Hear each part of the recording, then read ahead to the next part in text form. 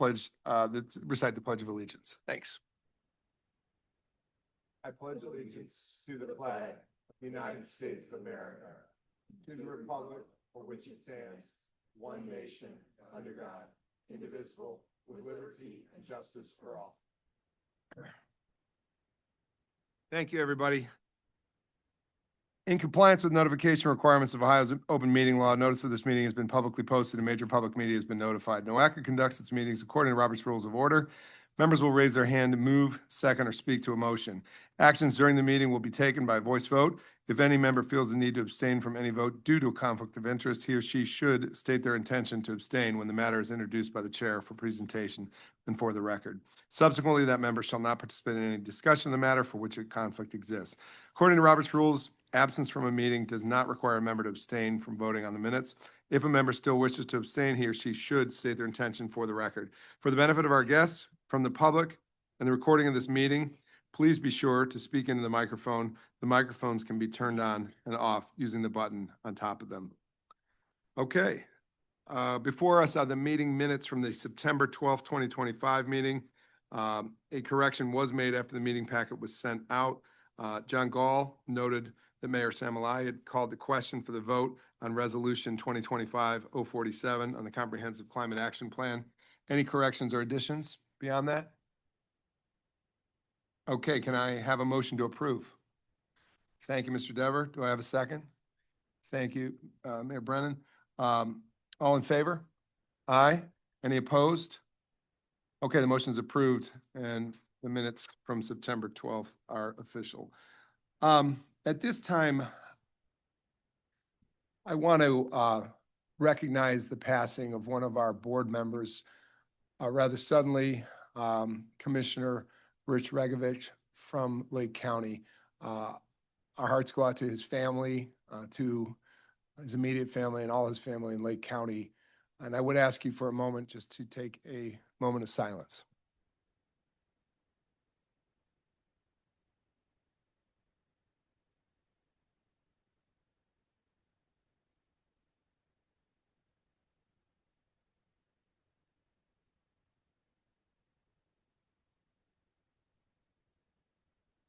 Thank you very much. Some of us had the opportunity to be at Rich's funeral and the wake before it. I think we can all attest, if you worked with Rich, what a team player he was. He was a collaborator. I miss him already very much. He, as a commissioner, reached out to us in Cuyahoga County with regularity.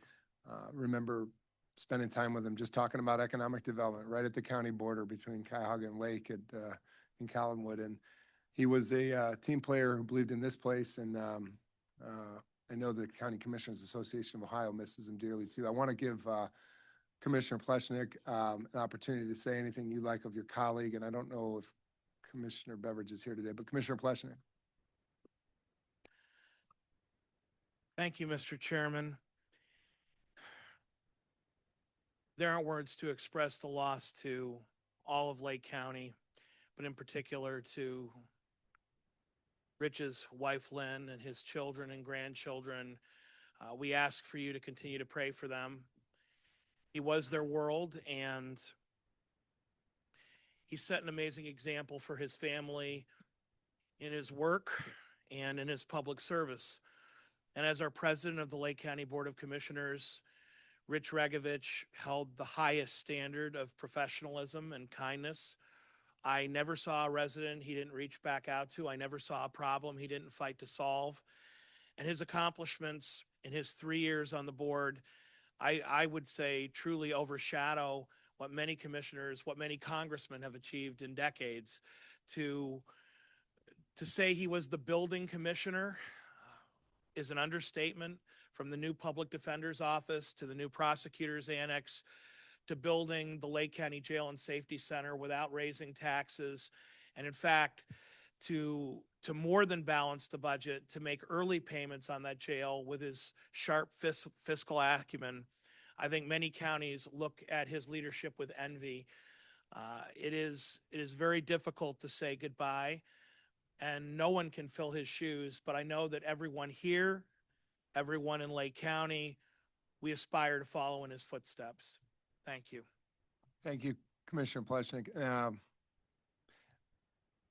Anybody who knew Rich, we all were working with him right to the end. He literally was here at the last board meeting, and I think as your president of your commission was just a week or two right up until it's sudden. It's heartfelt, and just want to say again to you out in Lake County and his family, our hearts are with you. I think Rich also, Commissioner, you can fill me in on this, but in all of his other spare time, he started a nonprofit to help. Go ahead. He did. When he was still councilman and mayor for Willowick, I think even before, he had founded a charity called Hearts and Hammers. You know, those of you who know Rich well know he was a plumber his entire career, and you know, he felt very passionately that people who couldn't afford professional work, you know, you still need a sink, you still need a shower, you still need hot water. And so he started that nonprofit just volunteering for his neighbors, and he got other carpenters and plumbers involved, so that if you were a low-income senior or someone who couldn't afford help, Rich would do it for you personally. And I can't point to a more generous spirit than Rich and what he did. And to your point about working to the very end, part of why it's so shocking for us is to sit next to him at the commissioners meeting the week before Thanksgiving. He ran it like a top. And his last words to our county administrator, and Jason Boyd said this to me personally, and at this point he's on his deathbed, he said, "Build the jail under budget." He was a true commissioner and public servant to his last moment.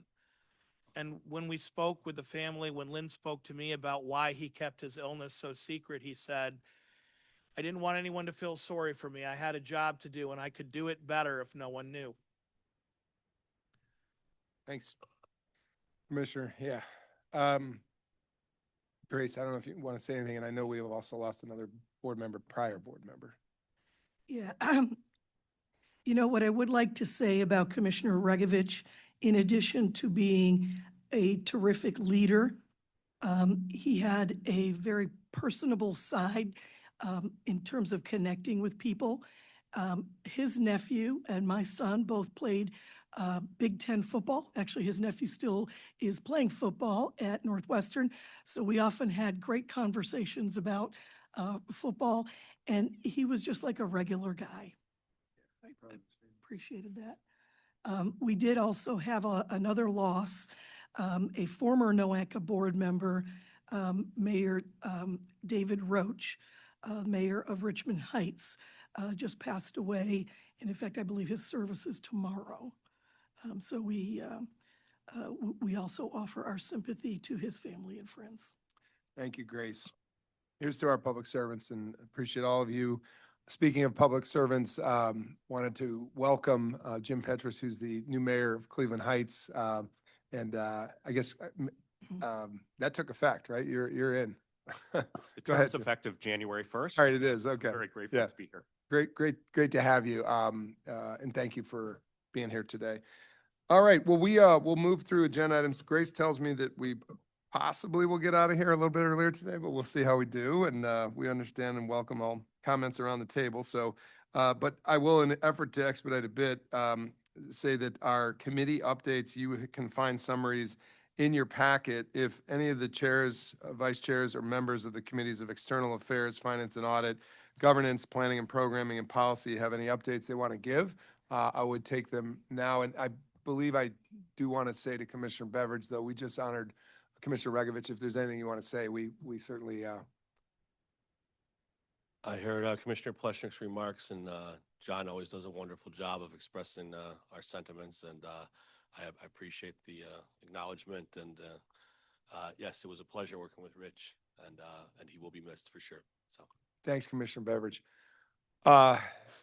So if there are any committee updates, reports, or anything that any committee chair needs to say, we'll take it now. Chris, I have a Please, let's go. brief one. Trustee Brandon. Under Governance Committee, we've had several special meetings. Governance Committee is recommending a couple of changes to the Code of Regulations. The two changes involve ratification and membership requirements. And we'll talk about this later on in the meeting. You got it. Thanks, trustee Brandon. Anybody else? Any other committees? Okay, seeing none, Brenna, has anyone signed in to speak today? No public speakers today. All right, so then we will keep moving to the president's report. I certainly think the most important business has already been stated, but I do want to congratulate the Avon Eagles and the Glenville Tarblooders on their state championship football wins. Give them a round of applause. So,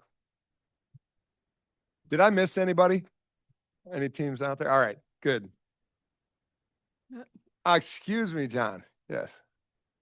There are also two other state champions from Avon. And that was Okay. their volleyball and their soccer team. Hey, all right, all right. Congratulations. Mr. Chair. Northeast Ohio showing strong. we could Commissioner. Please also not acknowledge our Kirtland Hornets also won a state championship, I believe. My gosh, I'm sorry. Rounds of applause need to keep going. So I need a Hornets shirt, sir. You gave me a Menor Cardinals shirt, right? Anybody else? Any celebrations? All right. I'll give it back over to our executive director.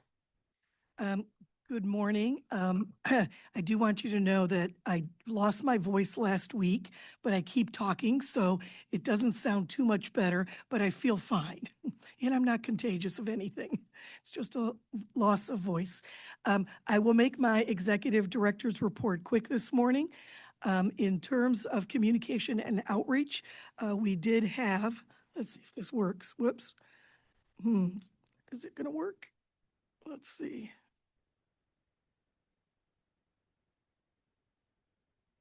We had a neighborhood dedication this morning for the mural.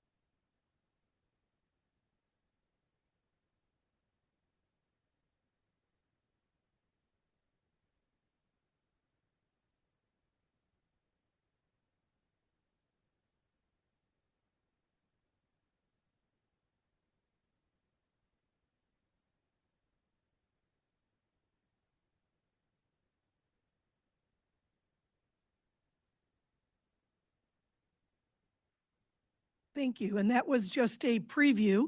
We have some more footage that was shot this morning that will be added to that, and then we will post it online. But thank you very much to the board for moving forward with NOACA's mural. I know that was been in the making since 2019, so thank you. NOACA in the news, we do have all 21 articles in the packet, but I did want to draw your attention to two of them that you may want to go back and take a look at. One speaks to House Bill 445, which is the legislation regarding MPOs and trying to regulate MPOs at the state level. And then the other one is about I-71 corridor. We did have two public meetings, one in Brunswick and one in Strongsville, the week of November, I think it was 18th and 19th. And so we are making progress on the study. And there was an overwhelming reaction, a positive reaction to the fact that we have a blank slate. There is no predetermined outcome, and we're going to try and ensure that we have multiple alternatives when we come forward in the spring. Legislative and funding issues. You all know that Congress passed a continuing resolution on November 12th to reopen the government. We now have a new deadline for finalizing appropriations, which is January 30th. Transportation appropriations may advance prior to that. And we are still awaiting word on whether members of Congress will accept transportation earmark proposals. I know a number of you have asked me about those earmarks. We don't have word yet, and as soon as we know anything, we will let you know something. I mentioned House Bill 445. I sent you an email on November 7th explaining the status of 445, and at that time, there was sponsored testimony. We don't anticipate any hearings until 2026, and we will continue to keep you posted. We have new funding opportunities that have been added to our funding webpage.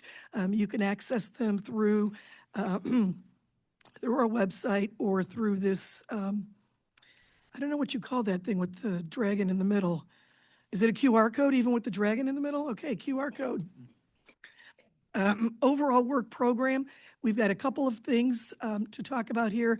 Just we have been very busy since the last meeting at national conferences, local conferences and meetings. I wanted to highlight that the Ohio Turnpike had their 70th anniversary event in Berea this year. So congratulations to the Turnpike, and we were glad to be there with them. Again, lots of things that we've been doing.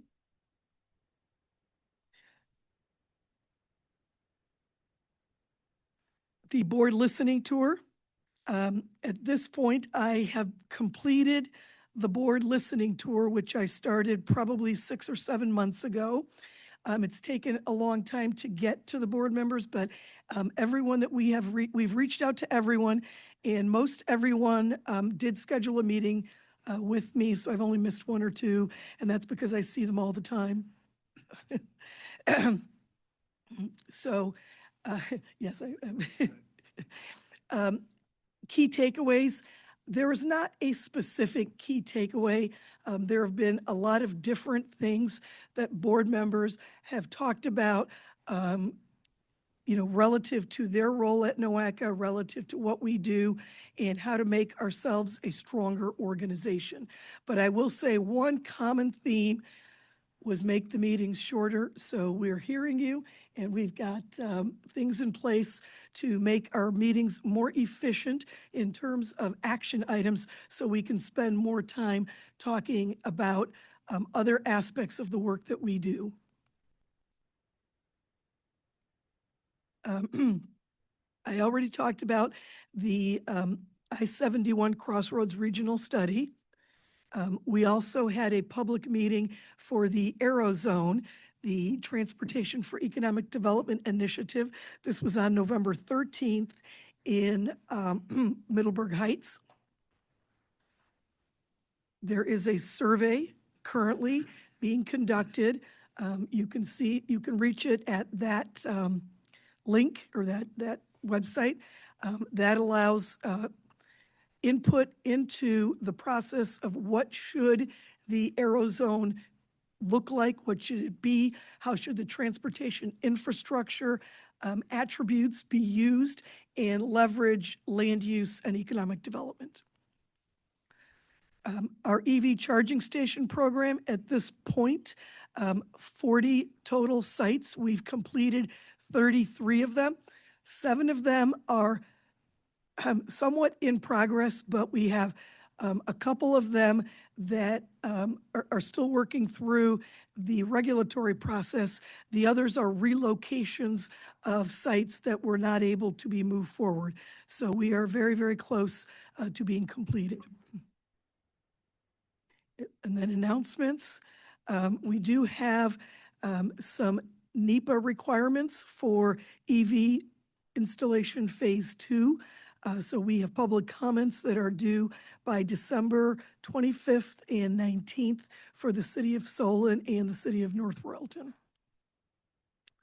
Great news on financial achievement. NOACA has received the Government Finance Officers Association Certificate of Achievement for Excellence in Financial Reporting. So we did receive a clean audit from the state auditors earlier this year, and now the GFOA recognition. I want to acknowledge my finance team led by Deb Wardell for the great work that they do. And we spoke of Mayor Roach. He was on the board member. He was a board member between 2017 and 2021. Whoops. And then, of course, Commissioner Regovich, who we spoke of, and we will miss.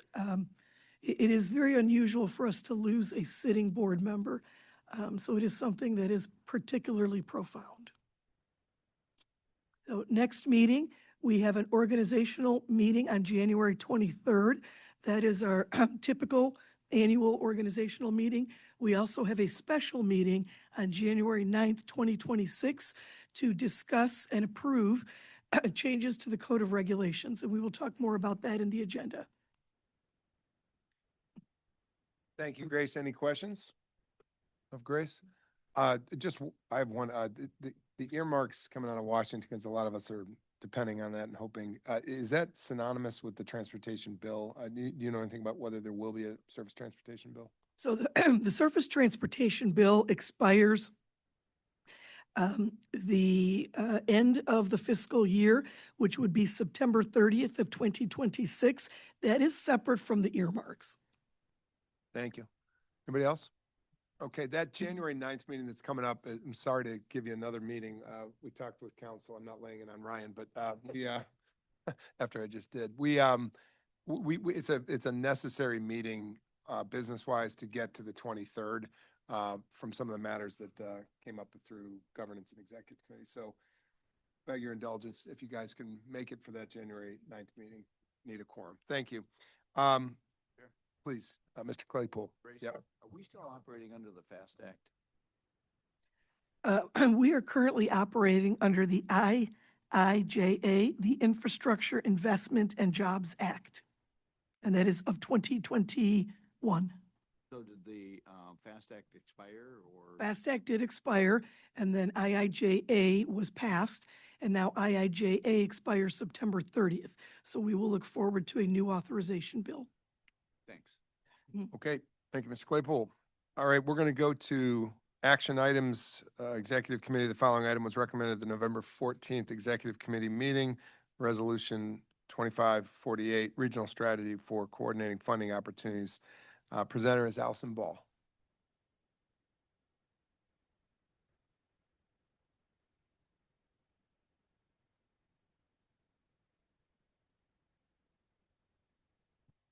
Good morning. Is this on? Yeah. Okay. As board chair said, my name is Allison Ball. I work in the programming division here at NOACA, and I will be presenting resolution 2025-048, the regional strategy for coordinating funding opportunities, updates for second quarter state fiscal year 2026. The action being requested today is for the board of directors to approve the second quarter state fiscal year 2026 updates to the regional strategy for coordinating funding opportunities, which I will refer to as the strategy. The executive committee recommended this action at their meeting on November 14th, 2025. Based on federal guidance that regions prioritize their capital needs, NOACA developed a plan to match potential funding opportunities with the region's priority projects. As grant announcements have varied widely from projected timelines, and some of the funding programs have either been split or combined in ways that weren't originally anticipated, NOACA also developed a quarterly update process. NOACA's, the strategy was adopted by Resolution 2023-018, and subsequently, the guidance for updating the strategy was adopted by a Resolution 2023-032. Communities may propose updates for consideration by submitting a form available on our funding resources website. And if an update is necessary in between quarters, NOACA will implement the strategy consistent with Resolution 2023-032. The updates for this quarter are included in your packet starting on page 42. The agenda packet provides two different versions of the strategy, a marked up version, which is marked up and italics show applications that were not submitted. And there are many reasons that applications may not have been submitted, including the NOFO was never, the Notice of Funding Opportunity was never open. The projects were not ready or did not align with the opportunity. And then purple indicates the current updates that you'll be hearing today. Blue indicates that an application is submitted and under review.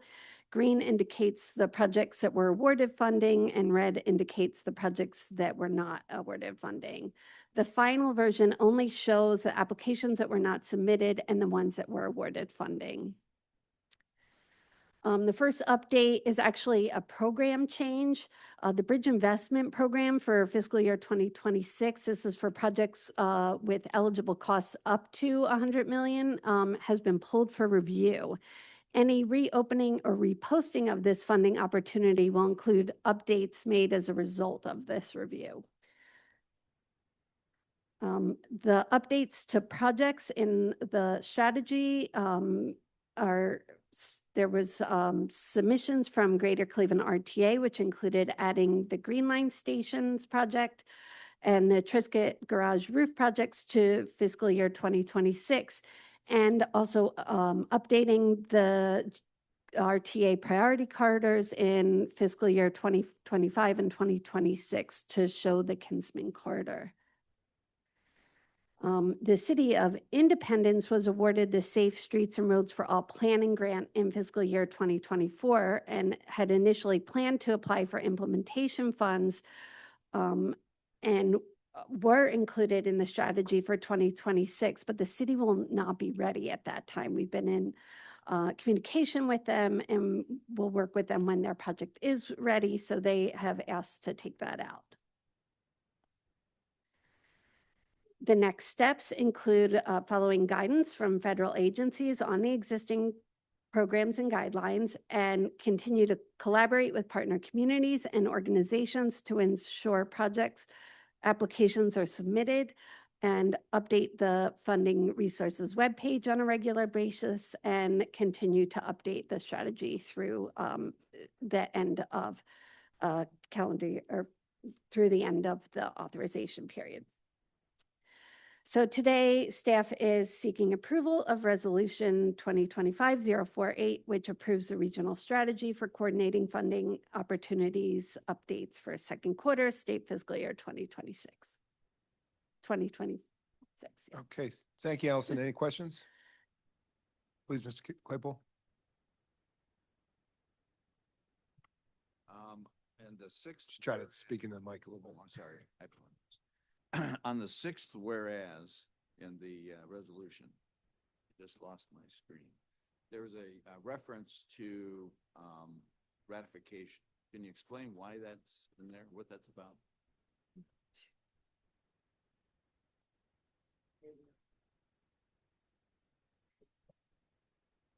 It is pressed. I'm sorry. Can you hear me okay now? Okay. There's on the sixth whereas in the resolution, it references and makes a reference to ratification.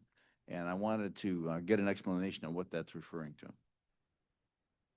What page are you on? What page are you on? You're on I 41? lost my screen. I apologize. My battery just failed.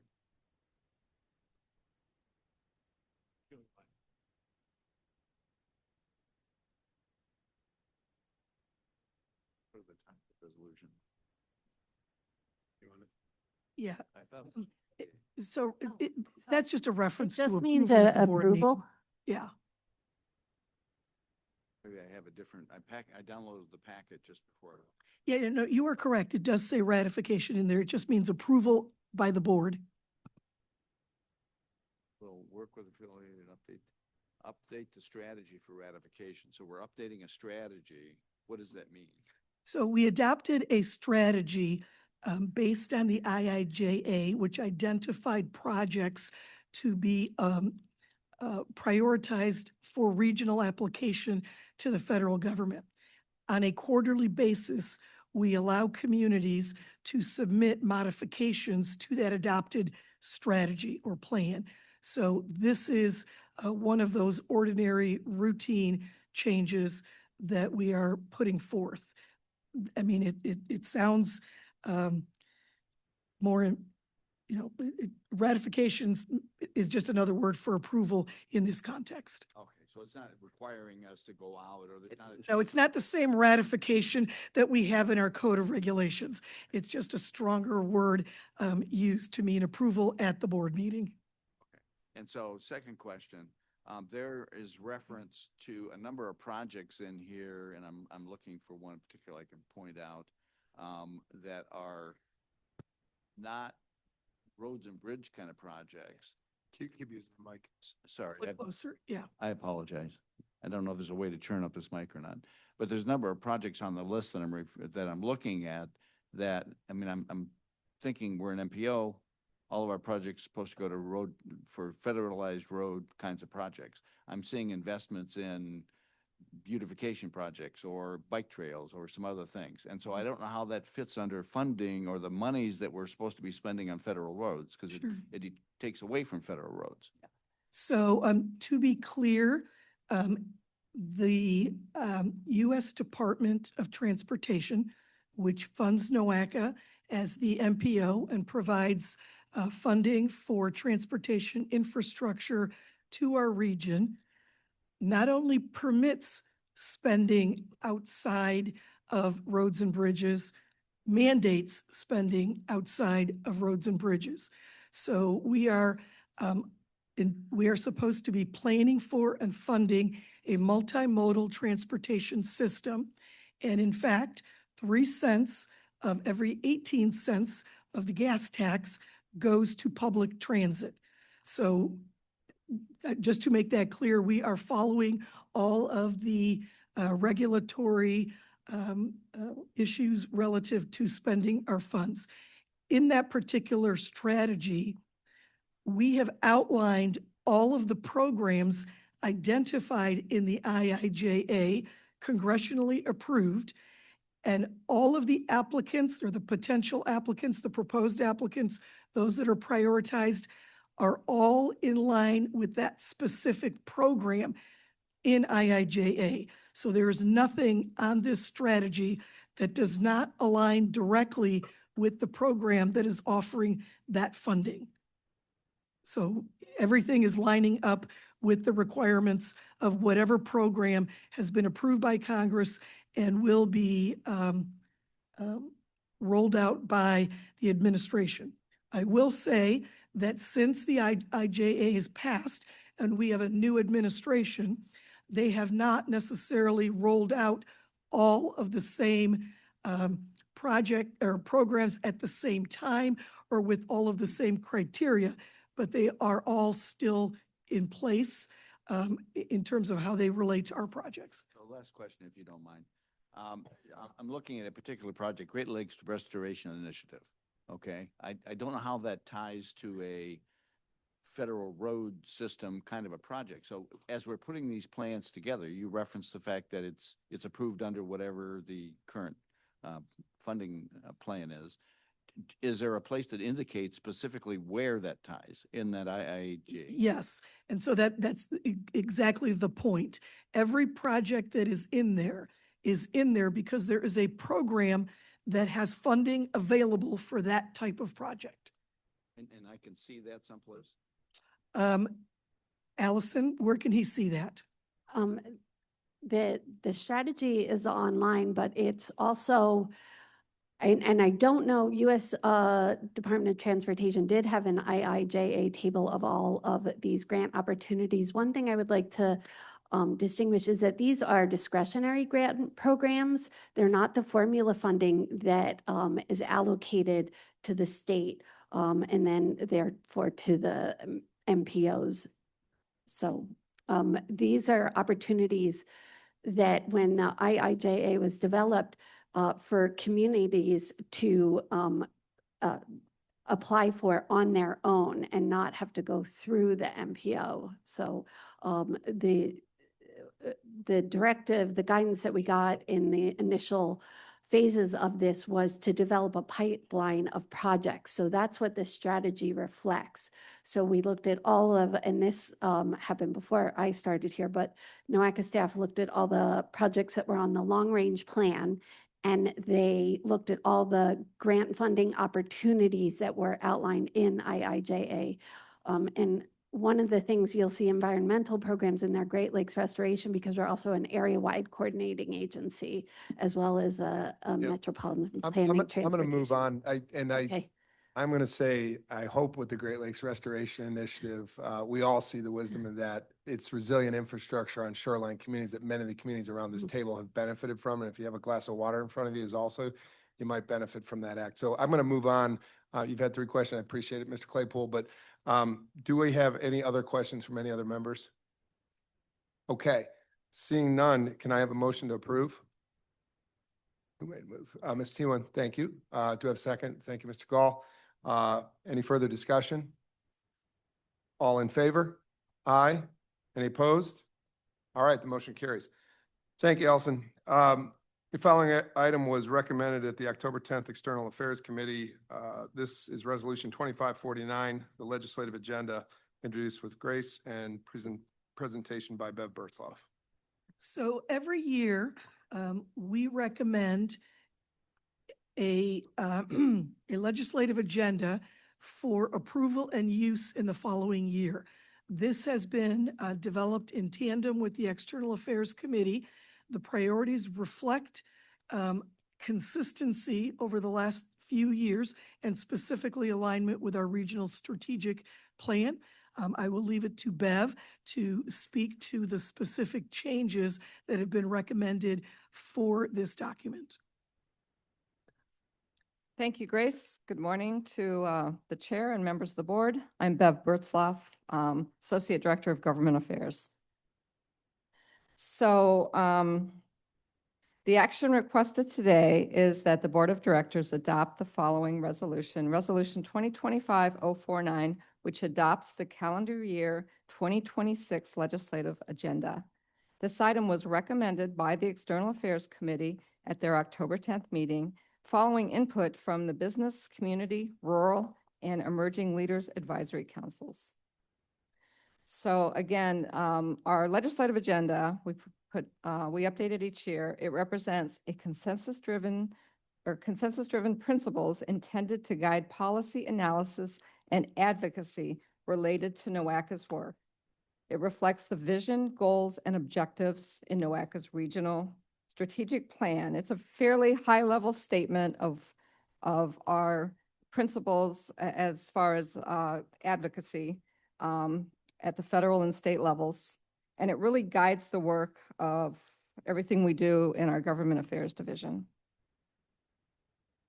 We renew it annually for potential updates with input from the advisory councils and the External Affairs Committee.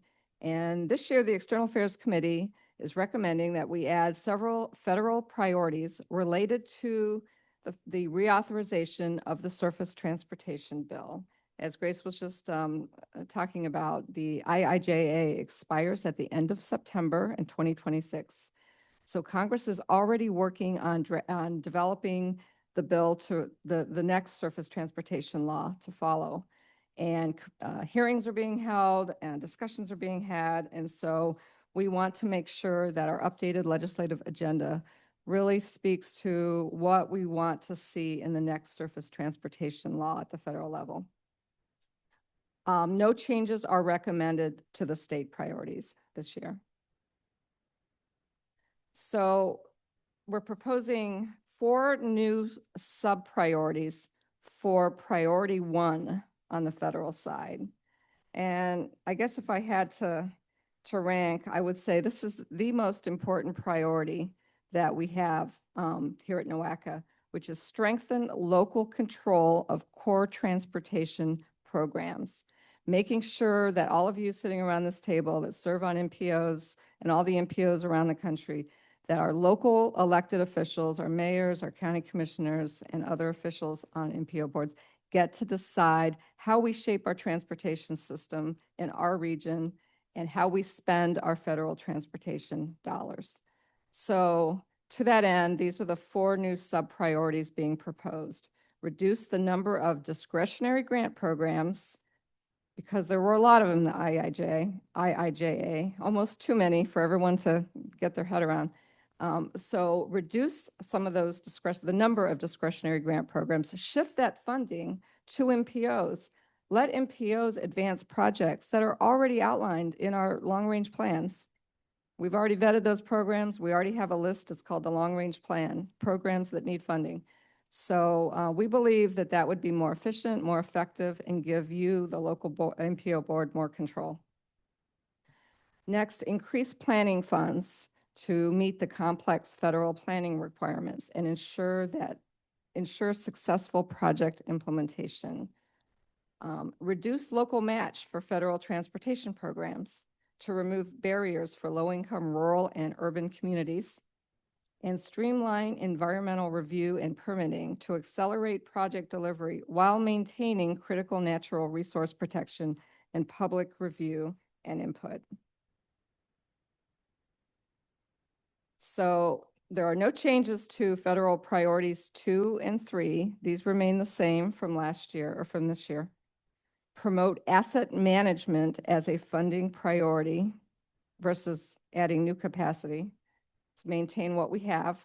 And number 3, incorporate safety, sustainability, and multimodalism in planning and funding. So those remain the same. And then External Affairs Committee has recommended that we add a new federal priority, number 4. Stabilize the Highway Trust Fund. This is something that Congress is going to be giving a lot of time and attention to over the coming year.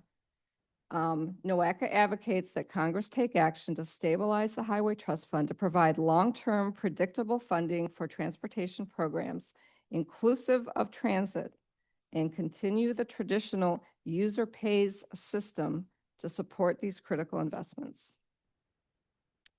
As we've talked about many times here, the Highway Trust Fund is losing ground. It no longer pays for all of our federal transportation programs. Every year there's a big subsidy out of the U.S. Treasury, and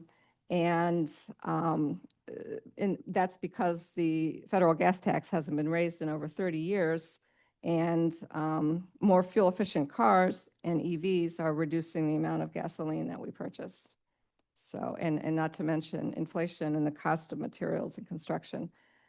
So all those things have combined to make the Highway Trust Fund pretty much broken at this point. So I think everyone in the country would agree that we need to fix that.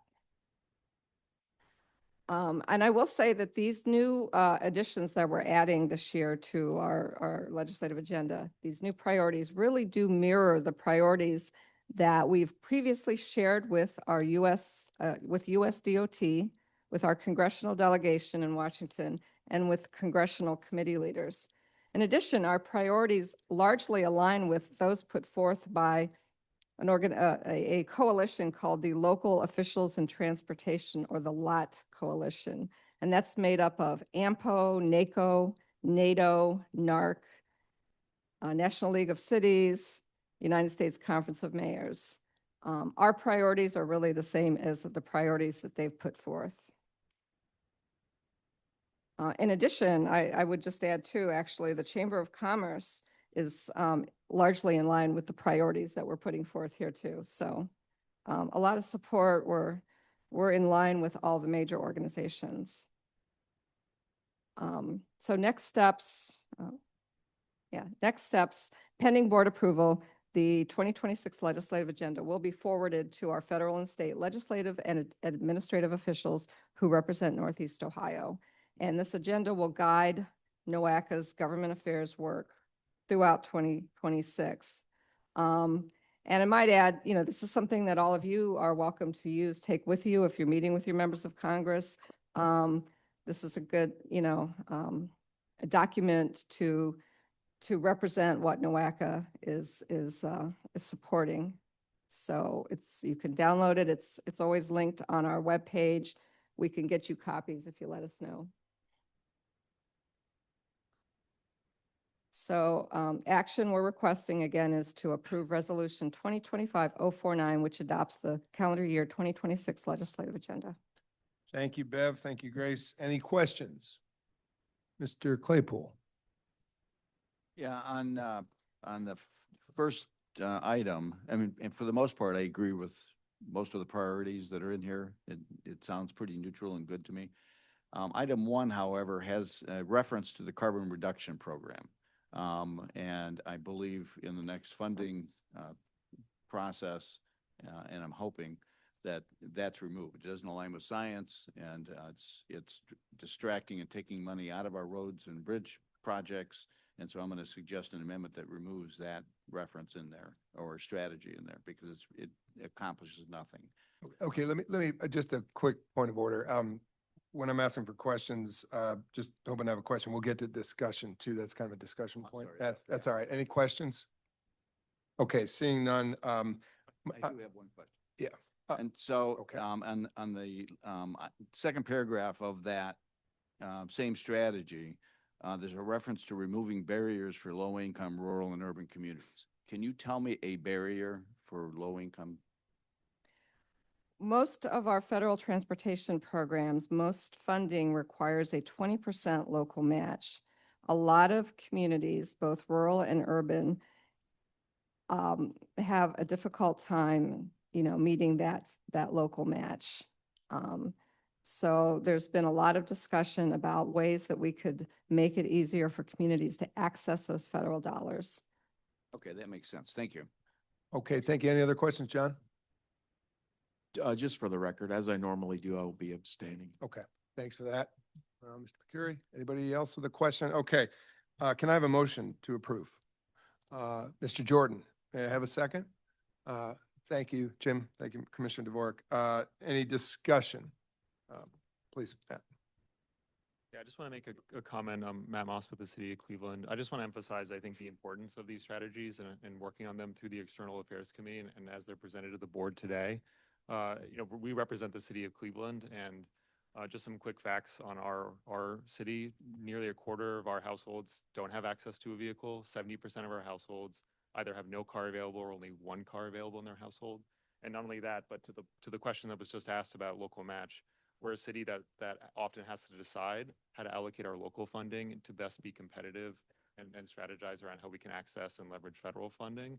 And so to meet our community's needs and to support both the immediate and long-term needs that we have as a community, these priorities, I think, align very closely with what we need to see as a city to be successful.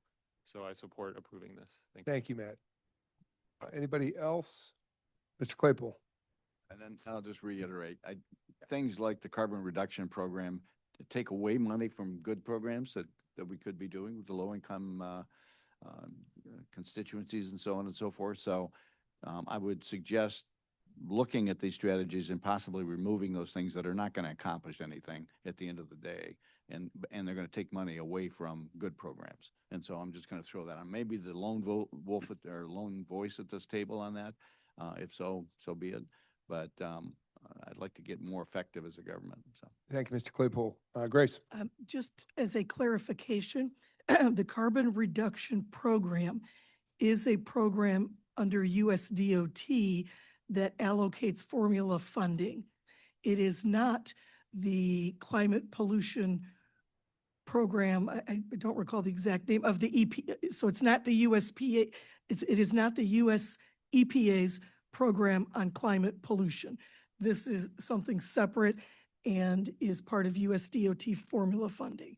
So just to make that clear, if they remove this program, it would be then no longer something that we would advocate for. But at this point, it does exist as part of USDOT's IIJA. thanks for the explanation. That helps a lot. Thanks. Okay, good discussion. Thank you. If there's no further discussion, I would call the question. All in favor? Aye. Any opposed? Okay, motion carries thanks to the External Affairs Committee and the team that presented. On to governance, the following item was recommended at the November 14th Governance Committee meeting, Resolution 2025-050, 2026 Board Committee, Subcommittee, and Council meeting schedule. This is presented by Liz Barlick. Liz? Good morning to the president and members of the board. This is an annual item that comes before you. We're just setting our schedule for meetings for next year.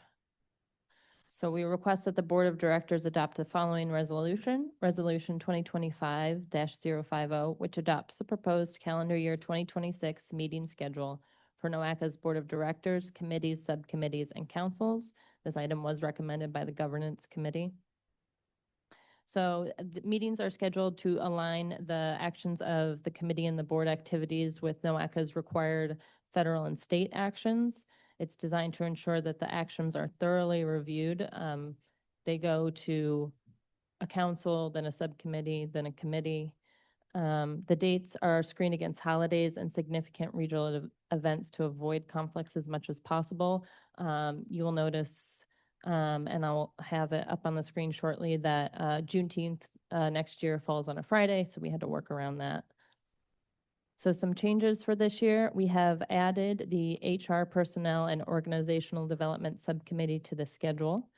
They were meeting on kind of a special basis, weekly, monthly, and now they've adopted a regular quarterly meeting schedule for next year. We have moved the Finance and Audit Committee meetings, so they will now meet the same day as the External Affairs, Policy, and Planning and Programming Committee meetings. They will meet after them, so they're moving from being on the same day as the Executive and Governance meetings to following the other standing committee meetings. This is based on some feedback we received that the majority of agency business be reviewed and recommended prior to the executive committee meeting, not just the meeting on the same day and the meeting before. So this will give enough time for any debriefings that may need to happen. We did share this with the Finance and Audit Committee at their most recent meeting and didn't hear any objection. So this is what that looks like.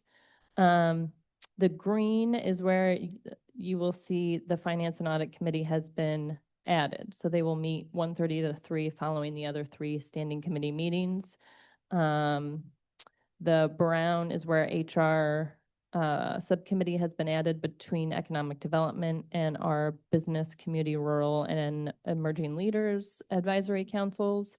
And then we did some rescheduling there in June around the 19th. So moved economic development, HR, and our BACAC RAC meetings, what would be now 2 weeks earlier, and moved down air quality, transportation, water quality 1 week. Pending approval, the meeting schedule for calendar year 2026 will be set, and you'll get a bunch of calendar reminders so you can start planning accordingly for next year. And again, the action requested is to approve Resolution 2025-050, which adopts the proposed calendar year 2026 meeting schedule for NOACA's Board of Directors, committees, subcommittees, and councils. Thank you, Liz. Any questions for Liz?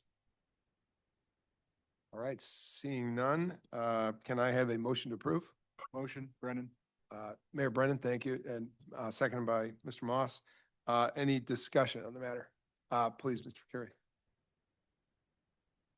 If you could put the calendar back up, September 11th, that's the 25th anniversary of that. I don't know if that's, I think we probably should move that one, if possible. Duly noted. Can we work with the staff to just work with Mr. Curry's point? We have plenty of time between now and the 11th, but point well taken. I would, yes, we can do that. Ryan, do you think we need to make a floor amendment for that, or we could just change that after the fact? Could make a motion to amend here, but it might be easier to just do after the fact. Okay. I imagine that there's probably going to be fairly broad support for that. Yep, we have 3 board meetings before that, so And unless you want to try to schedule sync now. All right, but very good point. Thank you, John. So we will get back to this as a new business item in 2026. All right, thanks for that point. Anybody else? I would just note, and I appreciate steadfast service from Mr. Gall. It was pointed out to me by Commissioner Riddell that Fridays are difficult for Lorraine County because of Board of Commissioner meetings on Fridays. So always, when we don't see a commissioner here, it's not for lack of interest, but we collide with their meetings, and I don't know what to do about it. I'm just making a point of it. Right, and to that, with the change with the Finance Committee, that will be a help because typically the meetings will end by 12 noon there in Lorraine County. Okay. And so that commissioner can make its way here Okay. for that meeting. So at least we got that going for us. All right. Anybody else? All right. We've had a motion and a second. I'll call the question. All in favor? Aye. Any opposed? Okay, motion carries. Thank you. Next item is Finance and Audit. The following item was recommended at the November 14th Finance and Audit Committee meeting, Resolution 025051, Brownfields Revolving Loan Fund. A recommendation for funding Midtown Cleveland, Inc. Introduction here by Grace Galucci and presented by Jason. I'm going to go ahead and let Jason get into the meat of this particular presentation. In terms of introduction, this is really to address some questions that were brought up at the committee level about the relationship between NOACA and Vibrant Neo. And so just reminding all that there is a memorandum of agreement between NOACA and Vibrant Neo. We formed a coalition for the Brownfields Revolving Loan Fund that was approved by the board in 2022. The Brownfield Steering Committee then established a process to review the applications and make recommendations. That also was approved by the board. And then funding recommendations must be approved by the boards of Vibrant Neo and NOACA, but because NOACA is the fiscal agent for the grant, we have final approval of all the funding. All right, thanks for that. And let's go, Jason. Thank you and good morning. Morning. So the action being requested today is that the Board of Directors adopt the following resolution, and that is Resolution 2025-051, which offers a loan from the NOACA Vibrant Neo Brownfields Revolving Loan Fund to Midtown Cleveland, Inc. in the amount of $750,000 with amended terms and conditions. This action was, as stated, recommended by the Finance and Audit Committee at its November meeting. Background on the site, it is, you may know, the former Dave's Supermarket located at 3301 Payne Avenue in Cleveland. The site is a little over 2.5 acres and includes a 38,000 square foot building as well as a parking lot across the street. The proposed reuse is mixed use with affordable housing and commercial. I believe the commercial space anticipated is about 35,000 square feet. And it has been, the Cleveland Public Library has been identified as a possible end user for part of that space. And the proposal for the parking lot across the street is for a permanent park, I believe. And the Midtown, I believe, has gotten zoning approvals that have been needed for that. Background on some of the application criteria that that Midtown was received good scores. It is in a Vibrant Neo strategic investment area, and it also is in a community with sensitive populations, including high rates of poverty and health risks. The proposed redevelopment is consistent with the 2021 to 2025 City of Cleveland Consolidated Plan and Connecting Cleveland 2020 Citywide Plan, and there have been 10 public meetings held. Just to give a little context, these are items in the application that we ask for that essentially show consistency with their project and initiatives going on throughout the community, as well as how informed the community is regarding these plans. The request was for $1,298,371 for asbestos and subsurface soil remediation, and that was based on the several environmental assessments that they had completed. The total cost of the redevelopment is a little over 47 million. And currently they have Midtown, along with their development partners, NRP Group, have secured 43 million of that redevelopment funds. The project is anticipated to create 250 temporary jobs at $26 an hour. Those are mostly construction jobs, but they did not have an estimate for permanent jobs, as they, would continue. It would depend on who would end up utilizing that commercial space. So the Brownfield Steering Committee discussed the application and amending the standard terms to align with closer to the project's timeline, and that included a 15-year repayment, 3% interest, and interest-only payments during the construction period, which is approximately 36 months or 3 years. The Vibrant Neo Board of Directors approved the loan recommendation at its October 28, 2025 meeting. However, in between the meeting and the Finance and Audit Committee meeting and communication with Midtown and NRP, they requested 18-year repayment in order to be coterminous with their permanent loan. And if you all recall, we have a similarly approved loan for a project at MLK Plaza in Cleveland that requested the same 18-year repayment term in order to be coterminous with their permanent loans. And so in review with the financial consultant retained by NOACA for the Brownfields program, that's Cedzina and Associates LLC, we looked at the financials and the other loans, and Cedzina and Associates was in agreement with their reasoning for the request for 18 years. And for that reason, NOACA staff are coming to this board with that amendment of the terms for your consideration. The financial impact of this would be allocation of $750,000 from the revolving loan fund, and actual disbursements would be done on eligible expense reimbursement.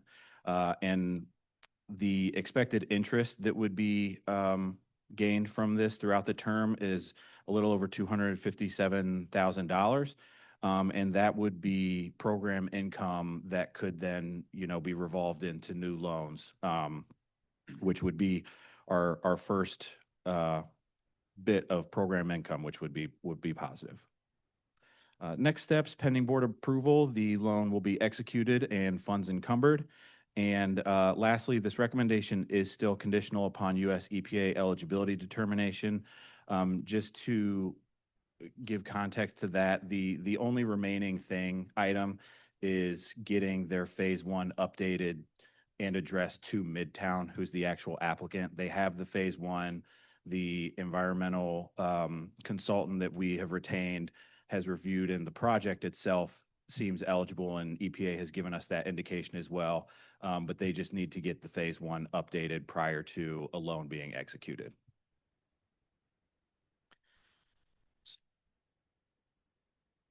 Okay, thank you. Go ahead. Do you want to take a question, or do you want me to read the Yeah, actual? I was going to ask if, go ahead and read it, and then we'll, we can see it. So why don't I just take questions? Questions from anybody? Mr. Claypool? Sorry. So this is a very confusing, and my concerns that I have has nothing to do with the merit of the project. The project seems to have a lot of merit. But this is clearly, unless I'm wrong, outside of an MPO's duty. So this is a Council on Governments thing that we're doing, not a metropolitan planning organization thing that we're doing as NOACA. And we have a relationship with this Vibrant Neo, which is not real clear to me what kind of a liability we're walking ourselves into, and or what our position is relative, what the funding source is, why we're involved, who's on the steering committee for this Vibrant Neo. I don't know the people involved with that. I don't know what the process is. So this smells like there's a liability issue here to me, because I don't think anybody on this board really understands the complex environment we've got. And when we have a payback, if there is a payback, we're probably in last place from a payback perspective if there's a default going on here. But if there is a payback, where does that money? Who owns that revolving loan? Is that NOACA? Is that the steering committee? Is it some agreement between the two organizations? So my concern is how muddy this is and how little this board probably understands what they're voting on. All right, thank you, Mr. Claypool. I think to summarize, we're looking at the governance of the loan fund. I don't want to try to summarize, but the 4 or 5 questions in the question. What I will say is I believe you made a public records request for the agreement. We did send you the agreement. So we have agreements in place between NOACA and Vibrant Neo and US EPA, and all of them have been approved by the board. So I think that, so Vibrant Neo board, again, that dates back to 2010 and the creation of the Northeast Ohio Sustainable Communities Consortium. Again, all of those documents are either online or what we presented to you. Be happy to talk to you offline on this. Just to follow up, is the base of the loan fund, is it rest with NOACA or is it with another entity? So as the fiduciary agent for the Brownfields Fund, NOACA is the final approving agency. And I mean, we're the fiduciary agent. Yeah, does the money rest in a NOACA bank account or in another? Is it? So it would rest with NOACA. Most federal funding is not given to you to deposit. Yeah. They are reimbursements for expenditures. So I do not believe we have any money in any account at this time. We become a pass-through as a loan Correct. conduit. Does the extra 3 years from 15 to 18, do we accrue additional interest off We of those do. 3 years? So we're making money. And then on the 250,000 some odd dollars, that's incremental interest accrual over those 18 Right. years? And as Okay. Jason said, that would then be available to loan out again. So So that's a NOACA bank account that takes the interest. go ahead. So again, we have not yet, this is a relatively new program. We have not yet taken money in or sent money out.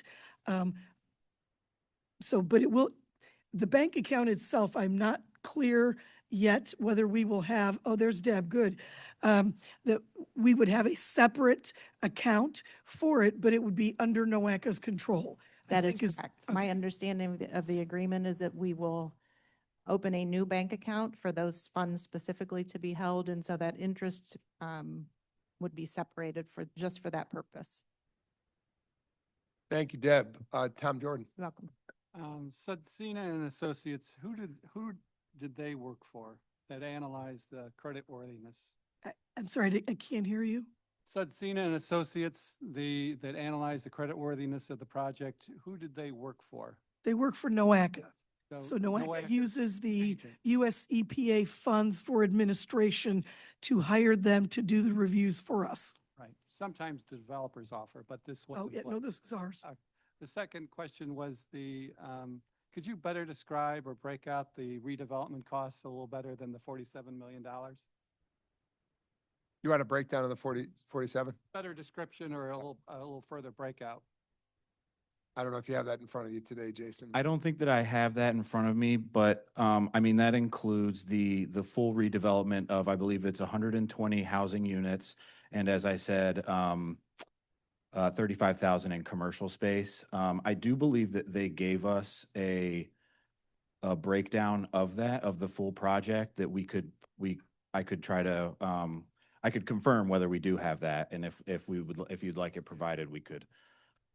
I was going to suggest at some point, given some of the questions, perhaps there be a time at which in a meeting, committee or otherwise, we could get a presentation about the program, because this has been vetted, my recollection at least, in previous board meetings, but just for some of these questions to be further addressed. I would note, you know this as well as anybody, Mr. Jordan, that time ticks on a development schedule. So the awkwardness of that is we won't have that before the action today. but No, if we that- prolong that's the action, okay. we're- It just we're out 2-3 looks months. on, Yeah. in the notes that it was an expensive redevelopment, but that's almost all has to be. Yeah. The construction cost for the actual building. Yeah. The remediation is a small part. Right. Of the actual redevelopment Yeah. costs. Right. Yeah. Okay, other questions, please, Ms. Mersman? Just 2 points of information for some of the questions around the table. The Vibrant Neo board members are listed online if you're interested in that specific you. membership. And this project also has a state low-income housing tax credit award. And there's some development information on the state website that does break down some of that if you're interested in the short term before the staff is able to provide. Thank you, more Director updates. Mersman, for those links. Please, Andrew. Just as part of the program, do we get any sort of collateral or guarantee for the loan? If Question so, about what is- collateral guarantee? If so, what Yes. is it for this Ti- project? Yes, typically, Setsina and Associates makes recommendations for those collateral, and we have included guarantees, both personal guarantees as well as organizational guarantees, and even have requested deposit into escrow throughout the term in case of any, missed payments. So we do include collateral in the loan agreement based on Setsina's recommendations. Thank you, Jason. Any other questions? Okay. Going to ask for a motion to approve. Mr. Dever, thank you for the motion. Michael Dever and Jamie DeRosa, thank you for the second. Any further discussion? Please. Thank you, Mr. Mr. Patrick. Chair. We discussed this obviously at the last Finance and Audit Committee, and I raised some questions regarding the process. The US EPA eligibility, it was explained at the time that typically that is completed before it comes to the board for a decision, and that had been delayed due to the government shutdown at the federal level. So for that reason, I voted no at the time, and I'll be doing so again today because I don't want to cut steps out because of some collateral damage from the Understood. government shutdown. So I think the process needs to be followed if these funds are going to be allocated. Thank you, Mr. Patrick. Any other discussion? Okay, again, we will, if you guys would avail an information session and an update on this program, it's important, and we've discussed it a lot, the nuances of it. So just to get further clarity, but we do have a motion and a second. So I am going to call a question. All in favor? Aye. Any opposed? Okay, we've got Mr. Claypool and Mr. Patrick. Any others? Okay. I appreciate that collegial exchange. Thank you, Jason, and thank you, Grace, and we'll follow up with further information about the Brownfields Revolving Loan Fund. Thank you. Executive, I do plan at the January annual meeting to provide some better information on the overall functioning of NOACA. I recognize that there has been a lot of transition on the board over the last number of years. And so some of the things like Brownfield Remediation Fund may not be as familiar to everybody. So we will have an in-depth NOACA, actually 101, 201, 301, 401, but we'll get that information Good to deal. you. Good deal. If you wouldn't Mr. mind. Claypool. And Grace, include in that a discussion about NEOSC, which doesn't exist now, and Vibrant Neo and Neo Yes, we will. 2050 and 2040. There's a mishmash of organizations, and somewhere in there, this board, I don't think fully understands it, and they should be making decisions on complete information. Yep. Because there's liability associated with that. Thank you, Mr. Claypool. Others? Okay. Speaking of transitions, I failed to welcome our newest member. I mentioned Mayor Petrus, thank you, but Jeff Epstein, who is the new president and CEO of the Cleveland-Cuyahoga County Port Authority. You may have seen him around town in his previous roles as Chief Development Officer with the City of Cleveland and Midtown Inc. CEO, but now with the Cleveland-Cuyahoga County Port Authority. Welcome, Jeff. I think we should give him a round of applause. He's a new to us. Thank you. Appreciate it. Who else have I missed that's new? I got the two of you. Anybody else? All right, I've got outgoing later in old business, Mayor, but okay. All right, to keep going, we are at the Planning and Programming Committee. The following items were recommended in the October 10th Planning and Programming Committee. Resolution 2025-52, second quarter, plan and tip amendments. Sarah White. I apologize. Ed, did I skip? No, I just, my note there. I I'm presenting. You're this batting item. for Sarah. Okay, thank you. Please. Thank you, Mr. President and members of the Board of Directors. I am presenting Resolution 2025 rather, 052.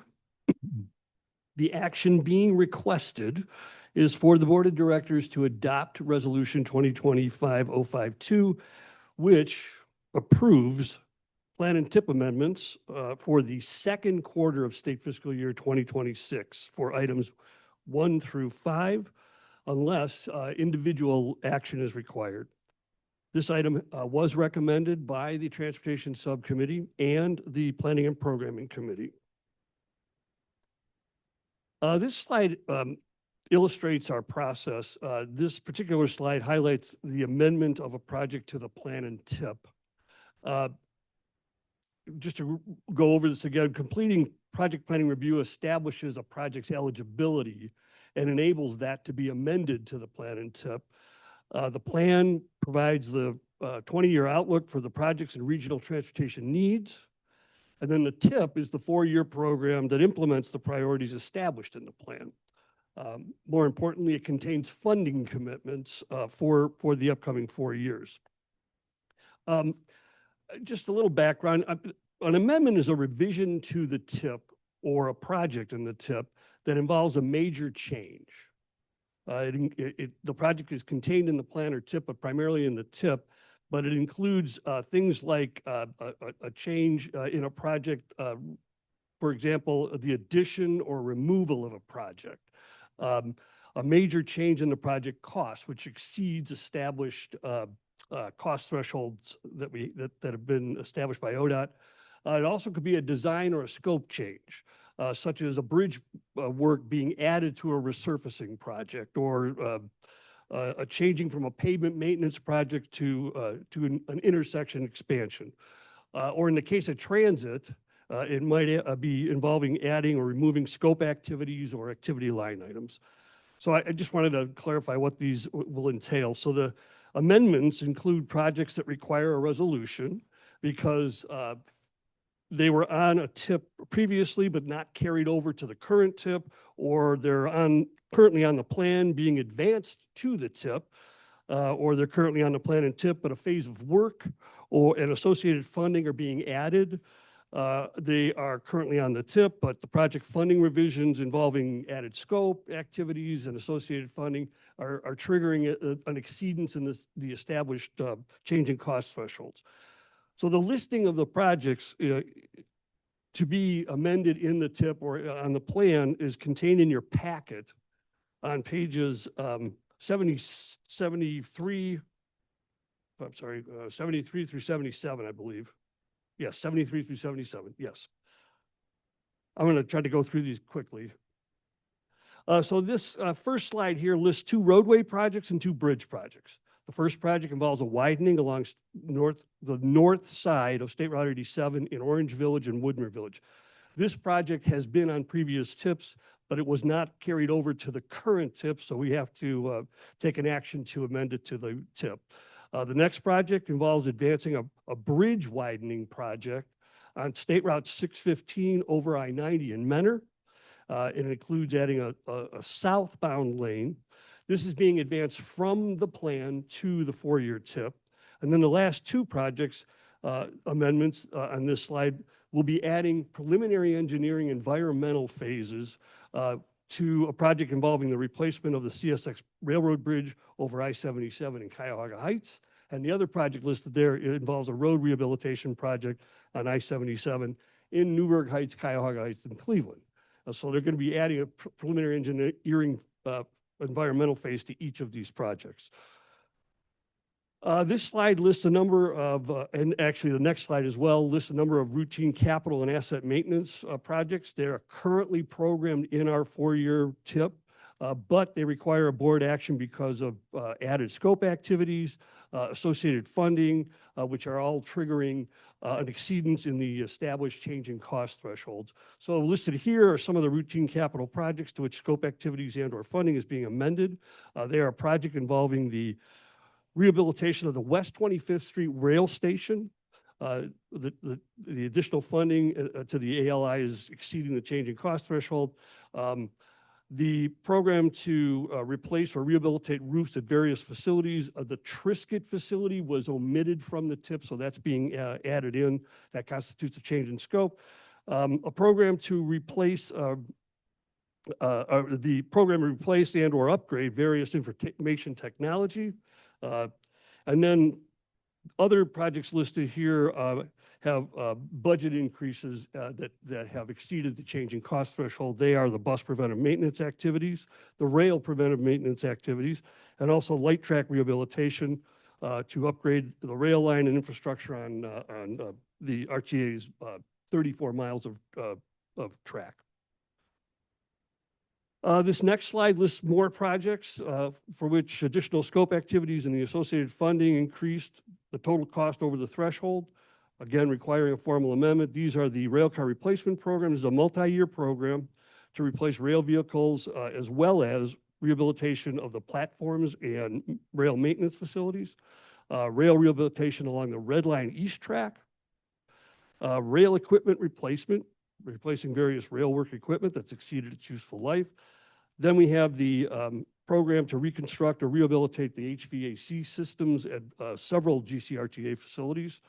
And then finally, the last two there are the bus preventive maintenance, which is to purchase materials and supplies and equipment for bus operations. And then the signal system upgrade to program, repair, replace, and upgrade signal equipment at various facilities. So these are all experiencing adjustment, added activity line items and associated funding increases. So we have to take a formal action to approve them. Okay. Sorry, Ed, I didn't Oh, mean to cut you off. Go actually, I wanted to just say that the total cost of the projects being amended in the plan or TIP is $292 million.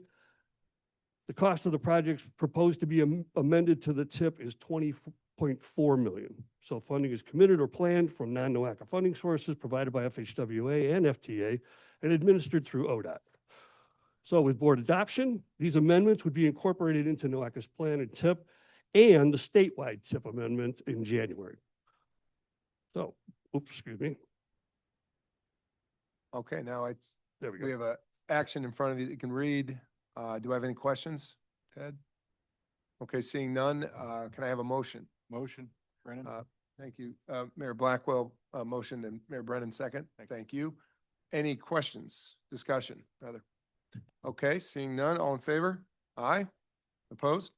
Motion carries. Thanks, Ed. Thank you. Next item up under the Planning and Program Committee is Resolution 2025-053, Highway Safety Performance Measure Targets, Kessa Turnbull.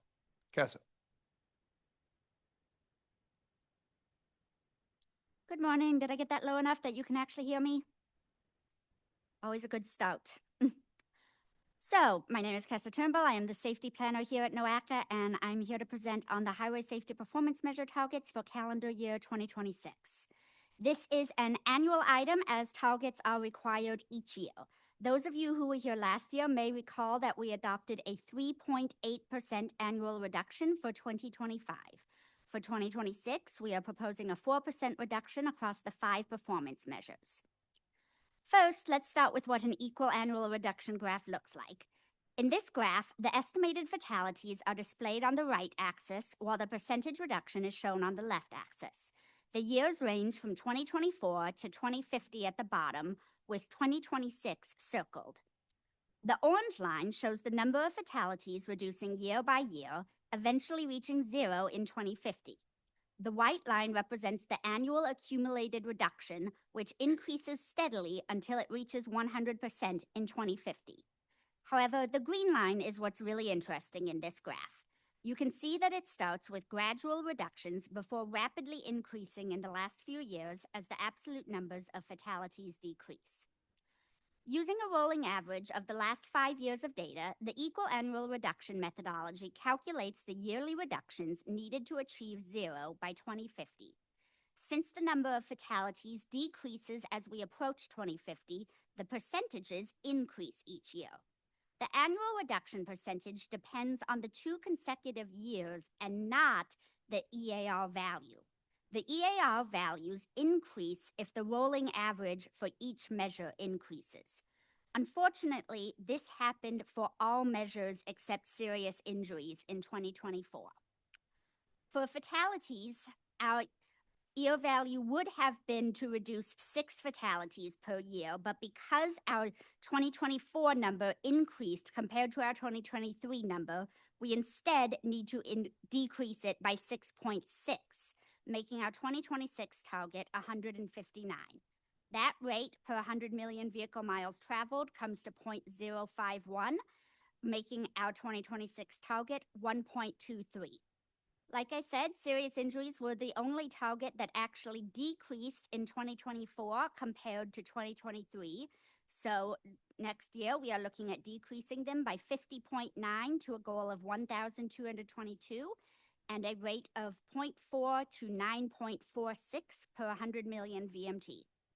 Finally, non-motorized fatalities and serious injuries also increased, so their reduction value becomes 6.8, making the 2026 target 163. We'll discuss the reasons behind these numbers in the next slide, but first we want to provide some historical context on fatalities in the NOACA region. Going back to 2012, you can see that until 2014, we were making slow and steady progress on decreasing deaths on our roadways.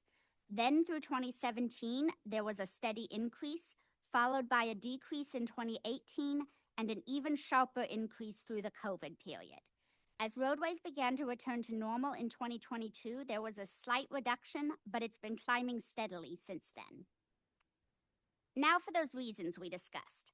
This first red line is just that same fatality line you just saw in the previous slide. This orange line reflects how VMT has evolved over the years. What to notice here is that pre-COVID, it was rising slowly but steadily before plunging during the pandemic when everyone was staying home.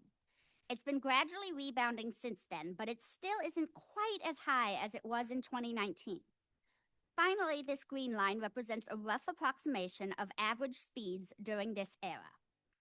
From 2012 to 2014, we can see that same slow and steady improvement we just discussed. Now I'll tell you that the first increase we covered was due to people texting and driving as cell phones became ubiquitous. However, as hands-free technology became more common, fatalities decreased again. During this period before 2020, speeds had remained roughly steady or even declined slightly as congestion continued to rise. Unfortunately, when the roads emptied, average speeds shot up like a rocket. There has been a slight decrease since congestion started returning, but terrifyingly, nowhere near as much as it increased initially. I'm sure we can all emphasize with how stressful driving has become since the pandemic. These aggressively high speeds, along with a resurgence of dangerous behaviors such as being high, buzzed, or distracted while driving, and a societal predisposition towards road rage are what have caused fatalities to increase in recent years in our region. However, just as we saw with hands-free technology saving lives, as measures like lane departure warnings, automated emergency braking, and pedestrian and bicyclist detection become more standard, lives will be saved again. Pending board approval, the Long-Range Transportation Plan and Transportation Improvement Plan safety-related targets will be updated. And we are asking you to adopt a 4% reduction rate for calendar year 2026 highway safety performance measure targets. Thank you for your time. Thank you. Questions for Kessa? Mayor Brennan? Yep. No. Nope, you good? Anybody? All right, there'll be a quiz on that formula at the next NOACA meeting. But I do have a, just to summarize a bit, are we to think that there's 159 fatalities on all roads in the NOACA region this year? Is that, or this past year? That is correct. Okay. To clarify, this is the total number of fatalities, not the number of crashes with fatalities. So Yeah. this is the total number of people who died, including crashes that had more than one fatality. And the overall goal is to reduce that by 4% in the, as the slide states.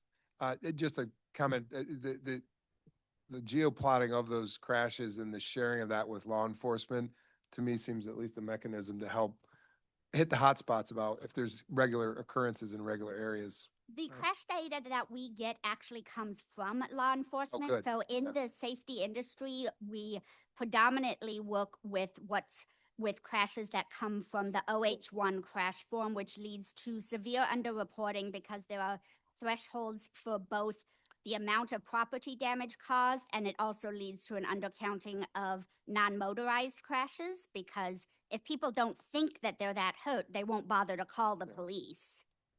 So what's the main vehicle of reduction, of harm reduction to get to 4%? What's the main, is it communication, public education? It's really all road of the speed? above. Okay. So NOACA has shifted to a safe system approach, which focuses on creating safer vehicles, safer roads, safer speeds, safer users, and better post-crash care. Okay, thank you. And Mr. Claypool and then Mr. Percari. So, quick question for you. As you probably are aware, correlation doesn't mean causation. And so I'm kind of curious, I had an occasion to look at some data and statistics on this kind of safety at one point in time in my life. If you've compared the statistics to countries that have unlimited speed limits, like in the Autobahn in Germany and France and in those locations, because statistically, based on what I looked at, they actually have less crashes, less deaths, and they can go at unlimited speeds. And yet we try to create a correlation between our speed limits and the number of accidents here in this country. So has anybody looked at that data? Because we may be looking at the wrong causes. Absolutely. The reason that we focus on speed is because when vehicles are moving faster, it both increases the chance of a crash occurring at all, since it reduces the amount of time that the driver has to react, while increasing the amount of time that it takes for the car to come to a complete stop. And you are absolutely correct that the United States is doing very poorly on crashes compared to other developed countries. The literature that I've read doesn't point so much to speeding as being a part of that, although it is absolutely part of it. But in other countries, they have really embraced a greater separation between roads, say like the Autobahn, where it is all vehicles. There are no non-motorized users on there whatsoever. And yes, the speeds get faster than we can even imagine making legal here. But then within their city centers, making their speeds extremely low. They generally start at they generally max out at about the equivalent of 20 miles per hour. And it's very common for there to be city centers with 15 or even 10 miles per hour, or where vehicles are banned altogether even, none of which we have really gotten to. Here we consider a success if we can get to 25 where people are around. Please. And in addition to that, I find it an interesting experience. I don't know how many people here have traveled to Europe. They have very strict rules on the Autobahn and on their other highways. So if somebody comes up behind you and you're not traveling at a speed that the rest of the traffic is, you move to the right. And there is a law about that, and you can get pulled over and picked up. They don't drink coffee while they're driving, and they don't eat sandwiches while they're driving, and they don't text while they're driving. There's specific and very strict rules about that. So they focused on the causations and the outcomes, which gives maximum liberty to people, because people can drive as fast as they want on the Autobahn, and it's actually a lot of fun. I love hearing people talk about the dangers of distracted driving. You just made the rest of my day. There, you got that going for you, Skip. All right, John.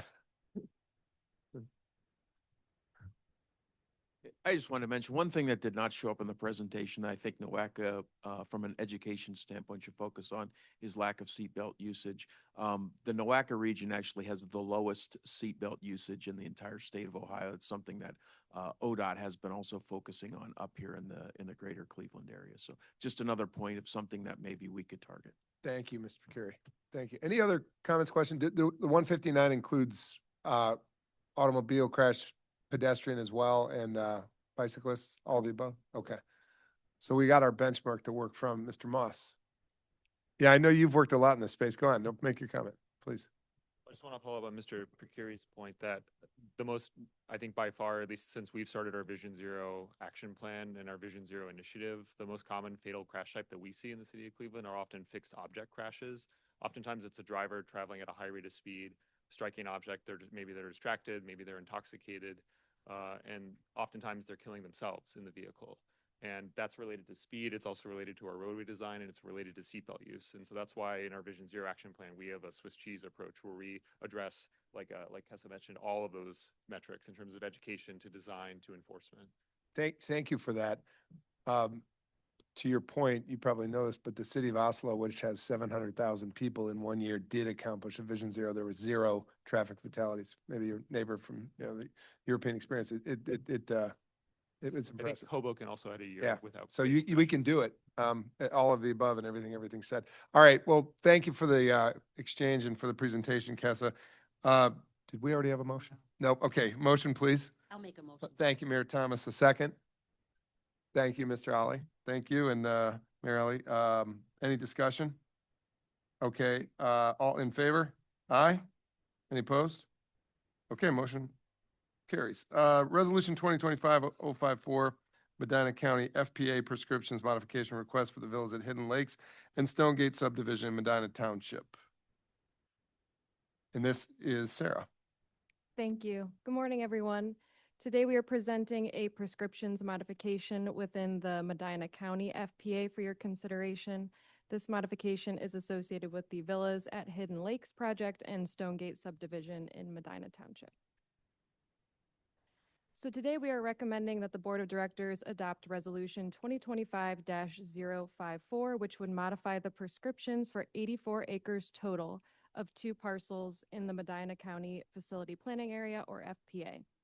For the villas at Hidden Lakes, we are proposing modifying the prescriptions for a 34-acre portion of the project parcel from areas served by on-site systems to currently sewered. And then for the Stonegate subdivision, we are proposing to modify the prescriptions for the entire 50-acre parcel from areas served by on-site systems to sewers expected within 20 years. This item was previously recommended by the Water Quality Subcommittee and the Planning and Programming Committee. So just some background on this item. The reason for this modification is to allow for the extension of sanitary sewers to serve the villas at Hidden Lakes and Stonegate subdivision. Again, the affected area is 2 parcels with 84 acres requiring prescription changes in Medina Township. And that prescriptions change is to currently sewered and sewers expected within 20 years. Medina Township is the only affected jurisdiction. All notification requirements have been fulfilled and all parties are in agreement.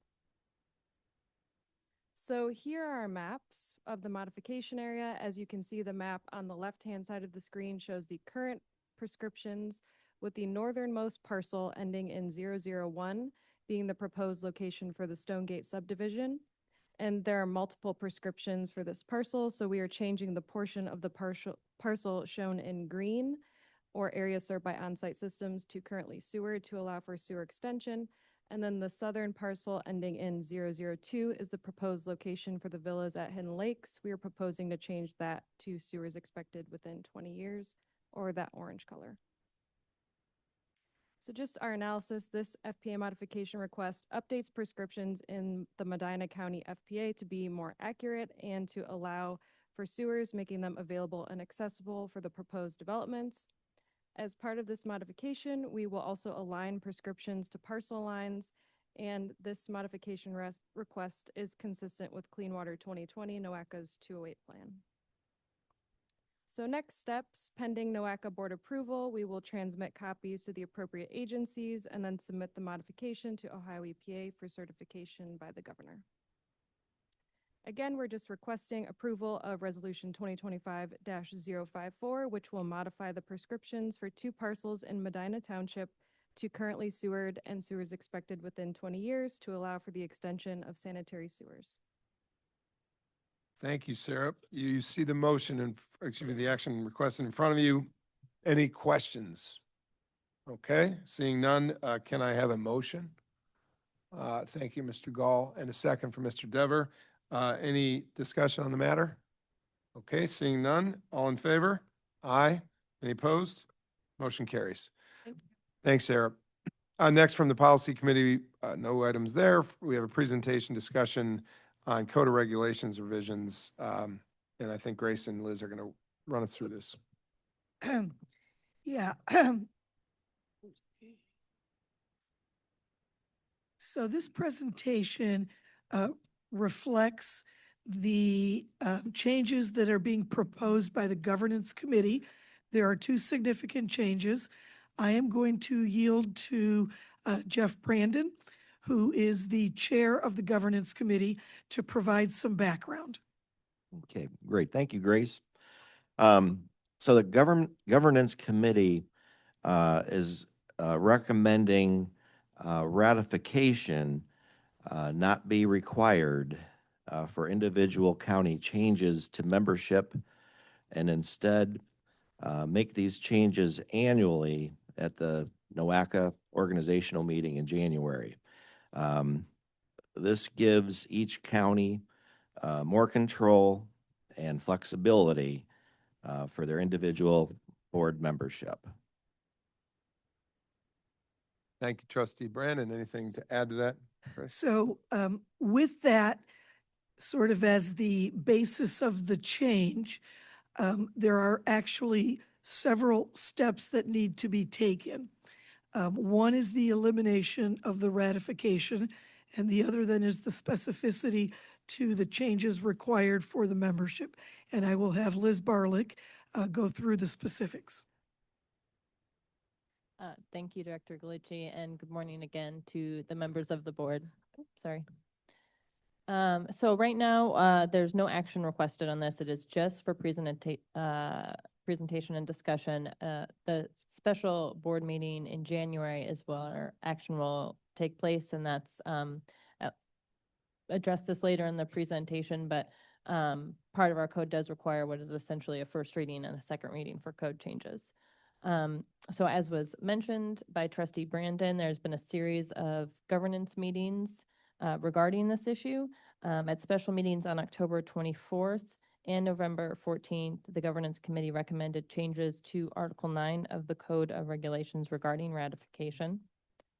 So if you remember back to June when we were in lovely Lorraine County, there was some discussion at the board level about the membership of NOACA and taking some time to review it, make sure it meets everybody's needs and our requirements.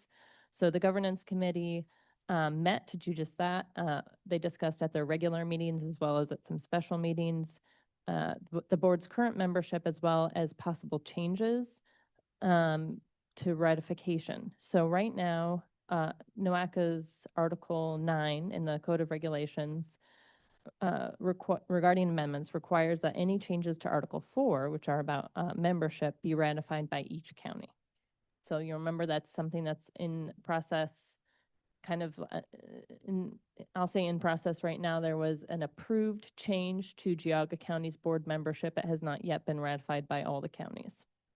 So there was discussion around how changes to board membership could be approved and take effect more timely and efficiently, as well as allow greater flexibility and control by NOACA's members by removing ratification.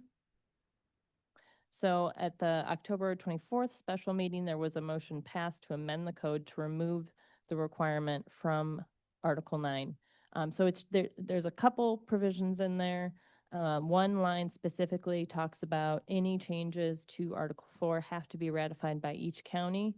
That was removed, but then at the November 14th meeting, it was clarified that removal of ratification, the intention was only to apply the ratification to the section in Article 4.2 that lists the members specifically. So there's some paragraphs, and this goes together with the next item regarding membership. So it might be helpful to refer to the red lines in your packet for both this item and the next one. But if you're looking at section 4.2 in our code, there's a couple paragraphs, but there's specifically a list of the members. And it is that list of memberships that the Governance Committee intended to remove ratification for, so that counties and the city of Cleveland could have a little more flexibility with who they have in those positions. So this is what that actually looks like. The specific sentence we're talking about is, however, any matters relating to Article 4 of this Code of Regulations shall be altered or amended or repealed only upon written approval of each county of the NOACA area. So that's the ratification requirement. And the proposed change is that we give an exception for, I have it in here as for section 42C through H. That's if the membership is amended. Right now, it is currently 42A through F. And again, it's A being the Cuyahoga County spot and so on, listing all those memberships.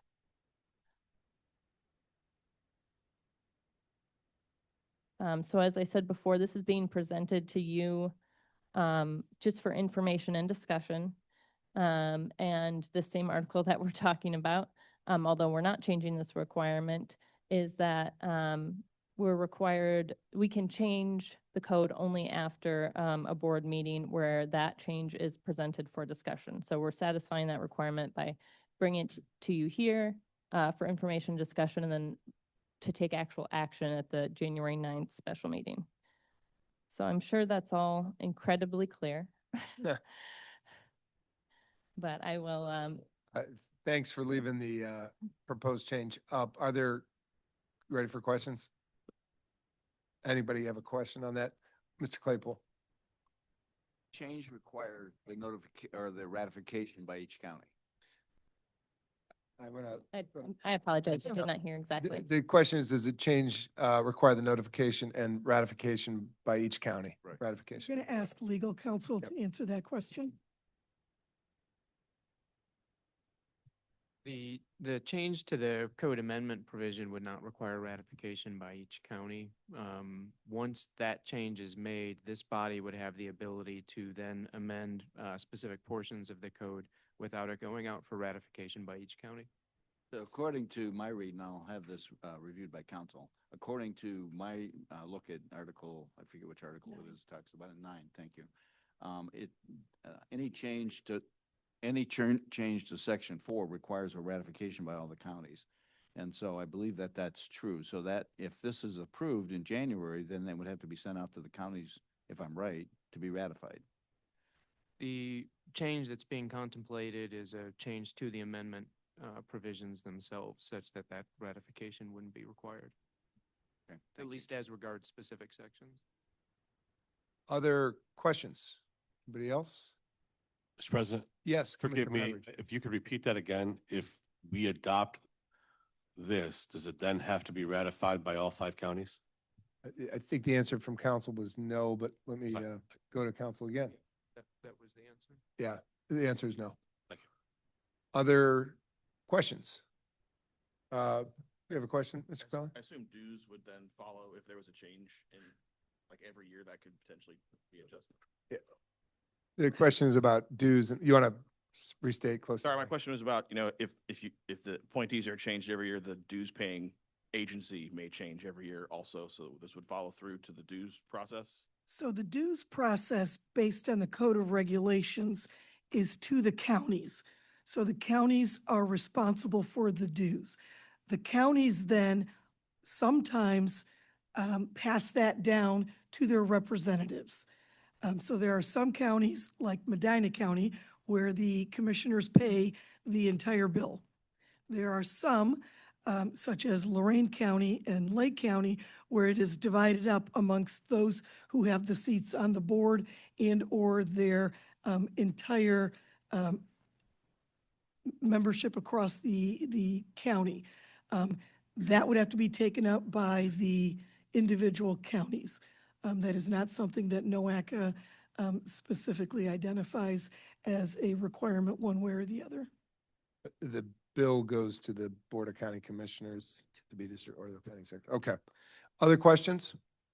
But so we get a bill directly from NOACA now. You do get a bill directly from NOACA because we do it as a courtesy Gotcha. to the county commissioners. And so it does look like we're charging you, but actually we charge the counties and they then can choose to pay it entirely or sub-allocate it. Good question. Other questions? Okay, well, as was stated, the reason for the special January 9th meeting is because this had to be introduced, and then we vote on it. So again, apologies. I think it'll be a short meeting, January 9th, but we need you back, or at least a quorum will be back, right? Okay. All right, well, that really, I think that wraps up our official business today, except we have old and new business. to Well, actually, discuss. we I'm have- sorry. I'm sorry. We got part two, right. apologies. 4.2, part two. That was wishful thinking. So again, this is just for presentation, information and discussion. This is the second part of what was discussed at those series of governance committee meetings, which are changes, I didn't change my action slide, which are changes to section 4.2 regarding membership. So as just a little background, there are federal and state requirements regarding MPO governance. They are not detailed, but they are that MPO governing boards include local elected officials, officials of public agencies responsible for administering or operating major modes of transportation, for example, public transit providers, and the appropriate state officials. Designation or selection of officials or representatives is then determined by MPO bylaws and should consider equitable and proportional representation of the population of the metropolitan planning area. NOACA's current board of directors was established in 2022 based on recommendations adopted in 2019 regarding tying the members of the board to the decennial census. So it's proportional representation based on population, automatically adjusted at each decennial U.S. Census. It uses a specific formula that is Appendix 2 in the code. And it also requires that each of the 5 counties have a minimum of 3 seats. And so when this was first established, that increased the number of voting members to 46 members of the board. We have 48 total because we do have 2 non-voting members. So this is the current board of directors. So this is what is currently section 4.2 A through F, I believe, in the code that lists the specific offices or titles of our members. And then this is the proposed change. Many of those specific titles or offices are being changed. It's proposed that they're changed to an appointee, so a county executive, mayor, or county commission appointee. Lorraine County has chosen to keep their membership list as is. The state of Ohio and our regional authorities are also stay the same. So in addition to making those changes to the specific membership list, there are changes to the preceding paragraph before that specify the requirements of those members. So since we're getting less specific in the list, the governance committee wanted to establish then some parameters around who those members that are appointed could be. So we're adding language that all members of the board of directors must hold an elected or appointed position in a political subdivision, government agency, or public body within the geographic area of the respective appointing authorities set forth in sections 4.2 C through 4.2 H below, again being the listing of the specific members. Board members who do not hold an elected position shall hold positions in areas concerned with transportation, environmental planning, land use planning, and economic development. We also specify these same requirements apply to alternates. So as I mentioned before, this will come to you again at the January 9th board special meeting for action. And I will go back to, I don't know, whichever slide you would like to spend some time with.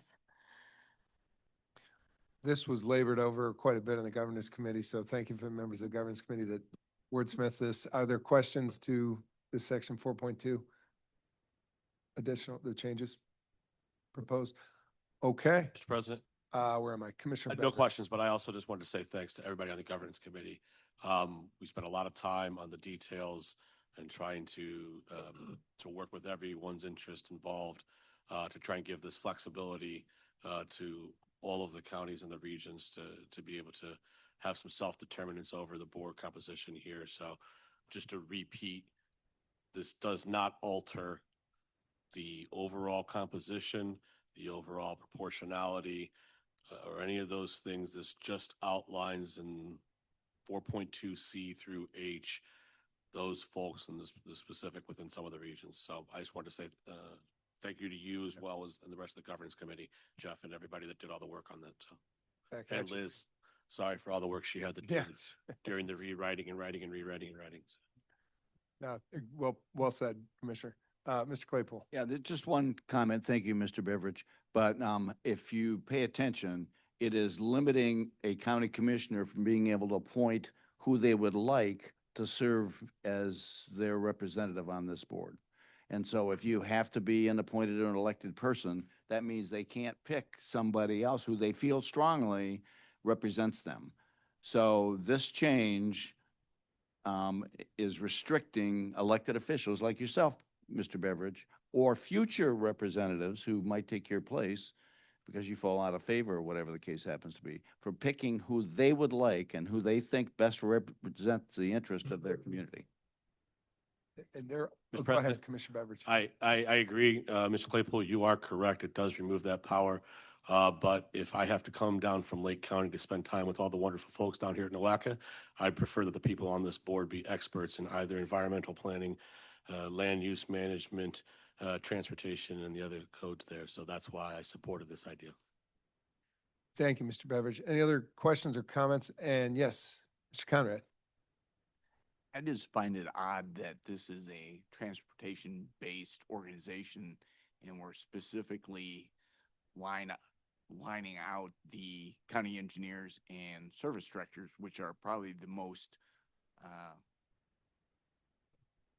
technically savvy people. So I'm just, to me, it's a concern that we're possibly downgrading the level of expertise within the organization. Thank you, Mr. Conrad, for the point. And again, I encourage you to be here on the 9th to carry further those points in that discussion, because today won't be a voting matter. This is just an introduction. Do I have another comment? Please, Ben. So the objective is to approve this on the 9th to be effective for the 23rd. 26th. And I could yield to council, but I think that is in order for us to have people seated on the 23rd at the organizing meeting. That's true. Yeah, Just making sure I do the timeline. you got it. That is the objective, and not to muddy the waters any further, but there will be a ratification necessary for a component of the change, which is the one that was just discussed about the criteria for the membership. That still needs to be ratified. It is the membership itself where the counties have the flexibility to name those members that is suggesting to not be ratified or not requiring ratification. I know it is. So currently ratification is required for anything in section 4.2. The proposal to change that ratification requirement only applies to what is referred in the new document as C through H, or in the old document as A through F, meaning the list of members. So right now, all of 4.2 needs to be ratified. The change will say everything still needs to be ratified except that listing of employees. I'm sorry, the listing of members. So the changes that we're recommending, or that the governance committee is recommending, also has this in it, which would need to be ratified. This is not part of the listing of the members. It is a material change, as you noted, to the qualifications. Mr. McCary.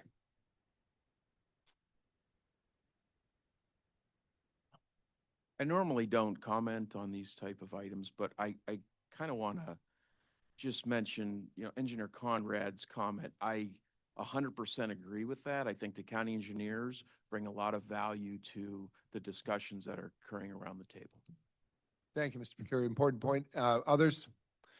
What I would say is, again, our involvement on the meeting on the 9th, we will have further discussion, and that will be the time to discuss and vote. Might also offer, and I just checked this with Liz and Grace and Ryan, that with governance, as trustee Brandon, who chairs it, knows, it's fluid. So as we go into 2026, while we make changes or propose changes for your consideration, it's always a fluid dynamic, right? With changes and what is and what isn't working out. I think you guys make good points all around the table today. Mayor Brennan? Just for clarification, when we say holding positions in transportation and land use, doesn't that imply the engineers? Mr. Beveridge, you made the point, but I don't know if you want to answer the point. Yes, so, Yeah. the commissioners would have the ability to appoint their engineer. If they wanted their engineer to be on this and they have a level of expertise. So yes, engineers absolutely would qualify with the proposed requirements, if you will, of what a board member is, of those areas of expertise. They absolutely would qualify under that. So this isn't necessarily removing the ability for an engineer to be on the board, but what this does is this allows the county commissioners in Lake, I think Lorraine's staying the same, but Lake, Geauga, Medina, and then the county executive, and then the mayor, it allows them to pick the delegation within the specific number of seats that they have. And it's no longer spelling out the requirement for an engineer to automatically have. And once again, if there's a quality engineer, and in that, the comments that we made is, it holds accountability to the elected officials, either the county executive or the county commissioners. And if they're not putting good people on this board, then the voters have the opportunity every 2 or 4 years to make sure that their voice is heard and represented well. Thank you, Commissioner. And thank you, Commissioner. That was just verified by our attorney, that everything Mr. Beveridge said is correct. So you got it. You got that going for you. All right, Mr. Fury. I'm sorry, I got Annie as well. Okay. So last comment, the county engineer is an elected official. Right, And my personal opinion is that they should specifically be identified. Yeah, thank you for your clarification. Absolutely, and appreciate that. Ms. Peace. Thank you. Grace, could you clarify what the ratification requirement for those changes in section 4.2 from a procedure standpoint? What does that mean between now, the 9th, and the 23rd? Liz, Grace, or Ryan? I was going It to was defer to directed- Ryan. Yeah. Again, it is complicated in a tight time frame.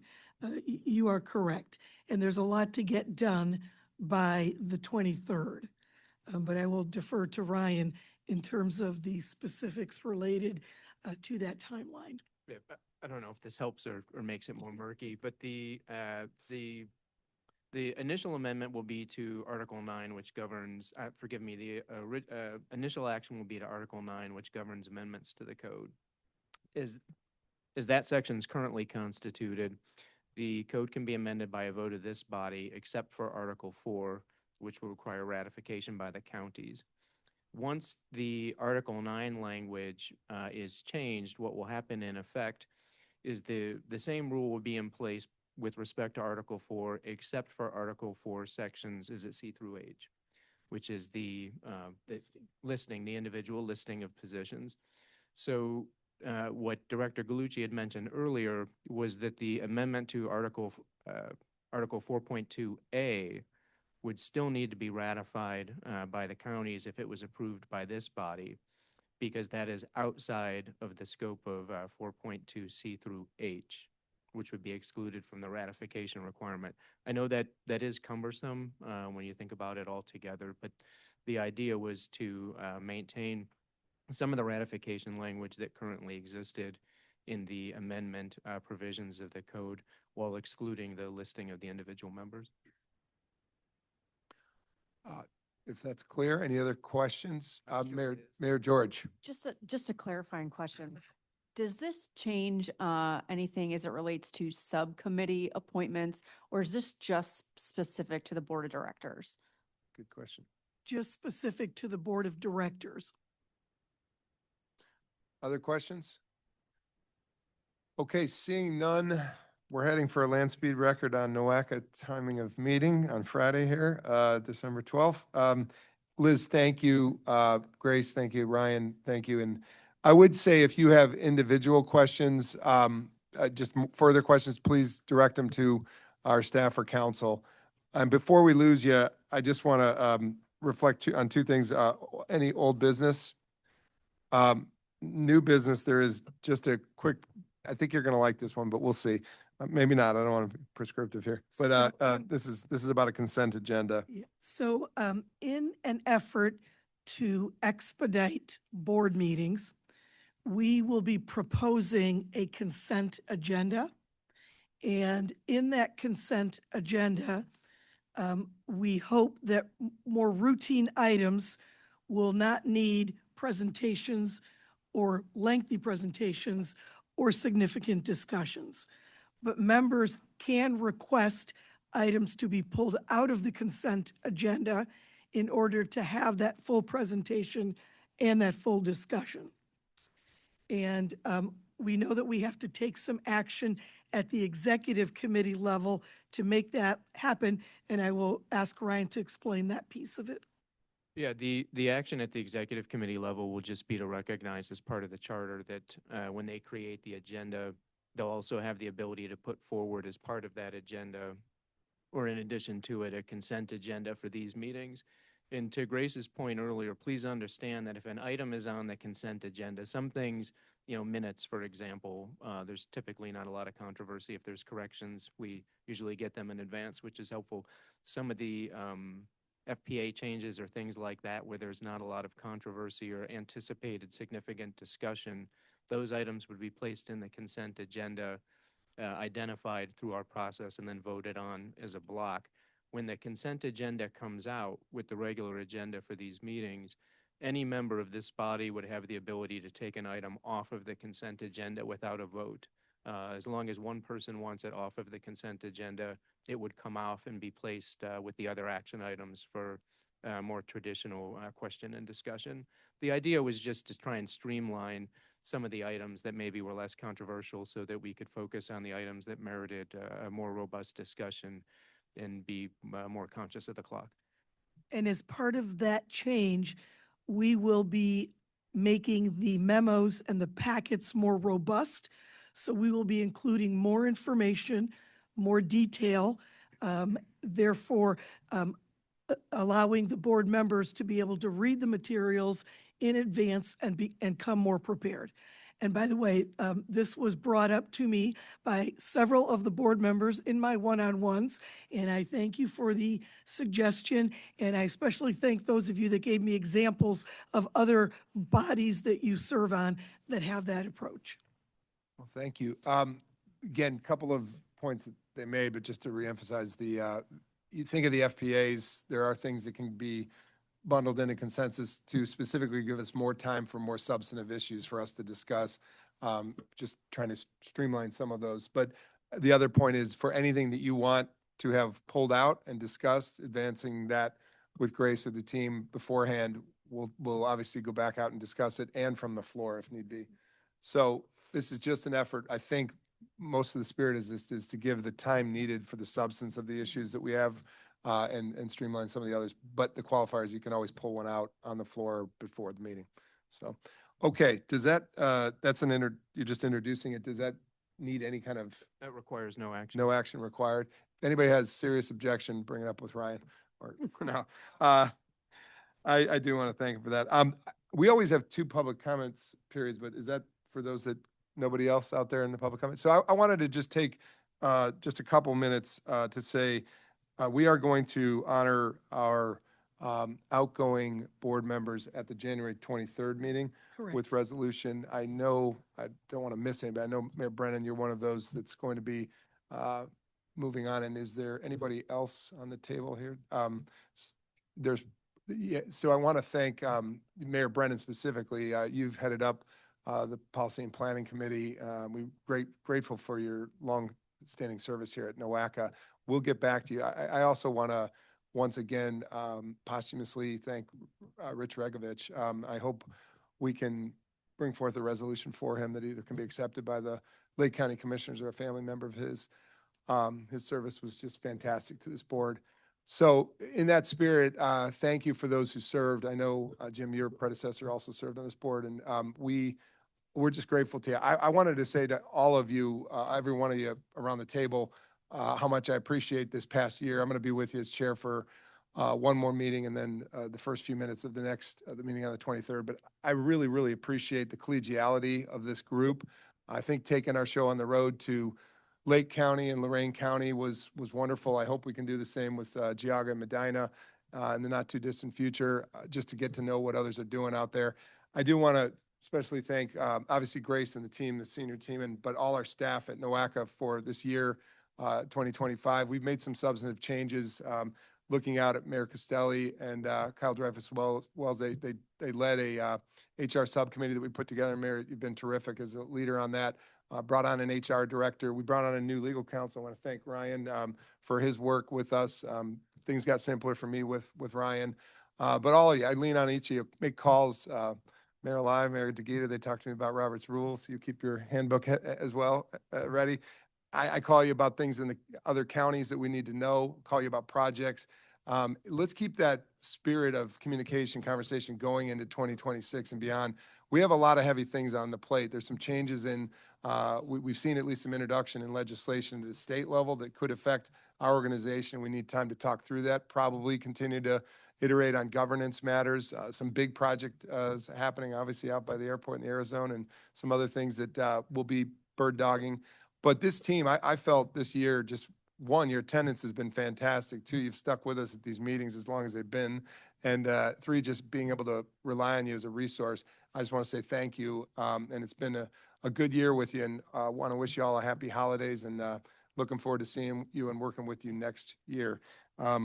Just an attitude of gratitude today. I want to say thanks. So thank you. And to your families, we're getting out of here early. Something's burning in the kitchen, but it's taking lunch on the way out. But happy holidays to you and your families. We need a motion to adjourn.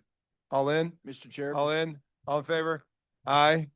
Meeting adjourned. Mr. Chair, I'm sorry. I was trying to. Thank you, everybody. I wanted this in the meeting minutes. I want to say how much I appreciate your leadership. We oftentimes don't agree on things ideologically, but I think you did a fantastic job this year, and I want to say that. Grateful to you, Skip. Thank you for saying that. Thank you. All right, everybody. Happy holidays.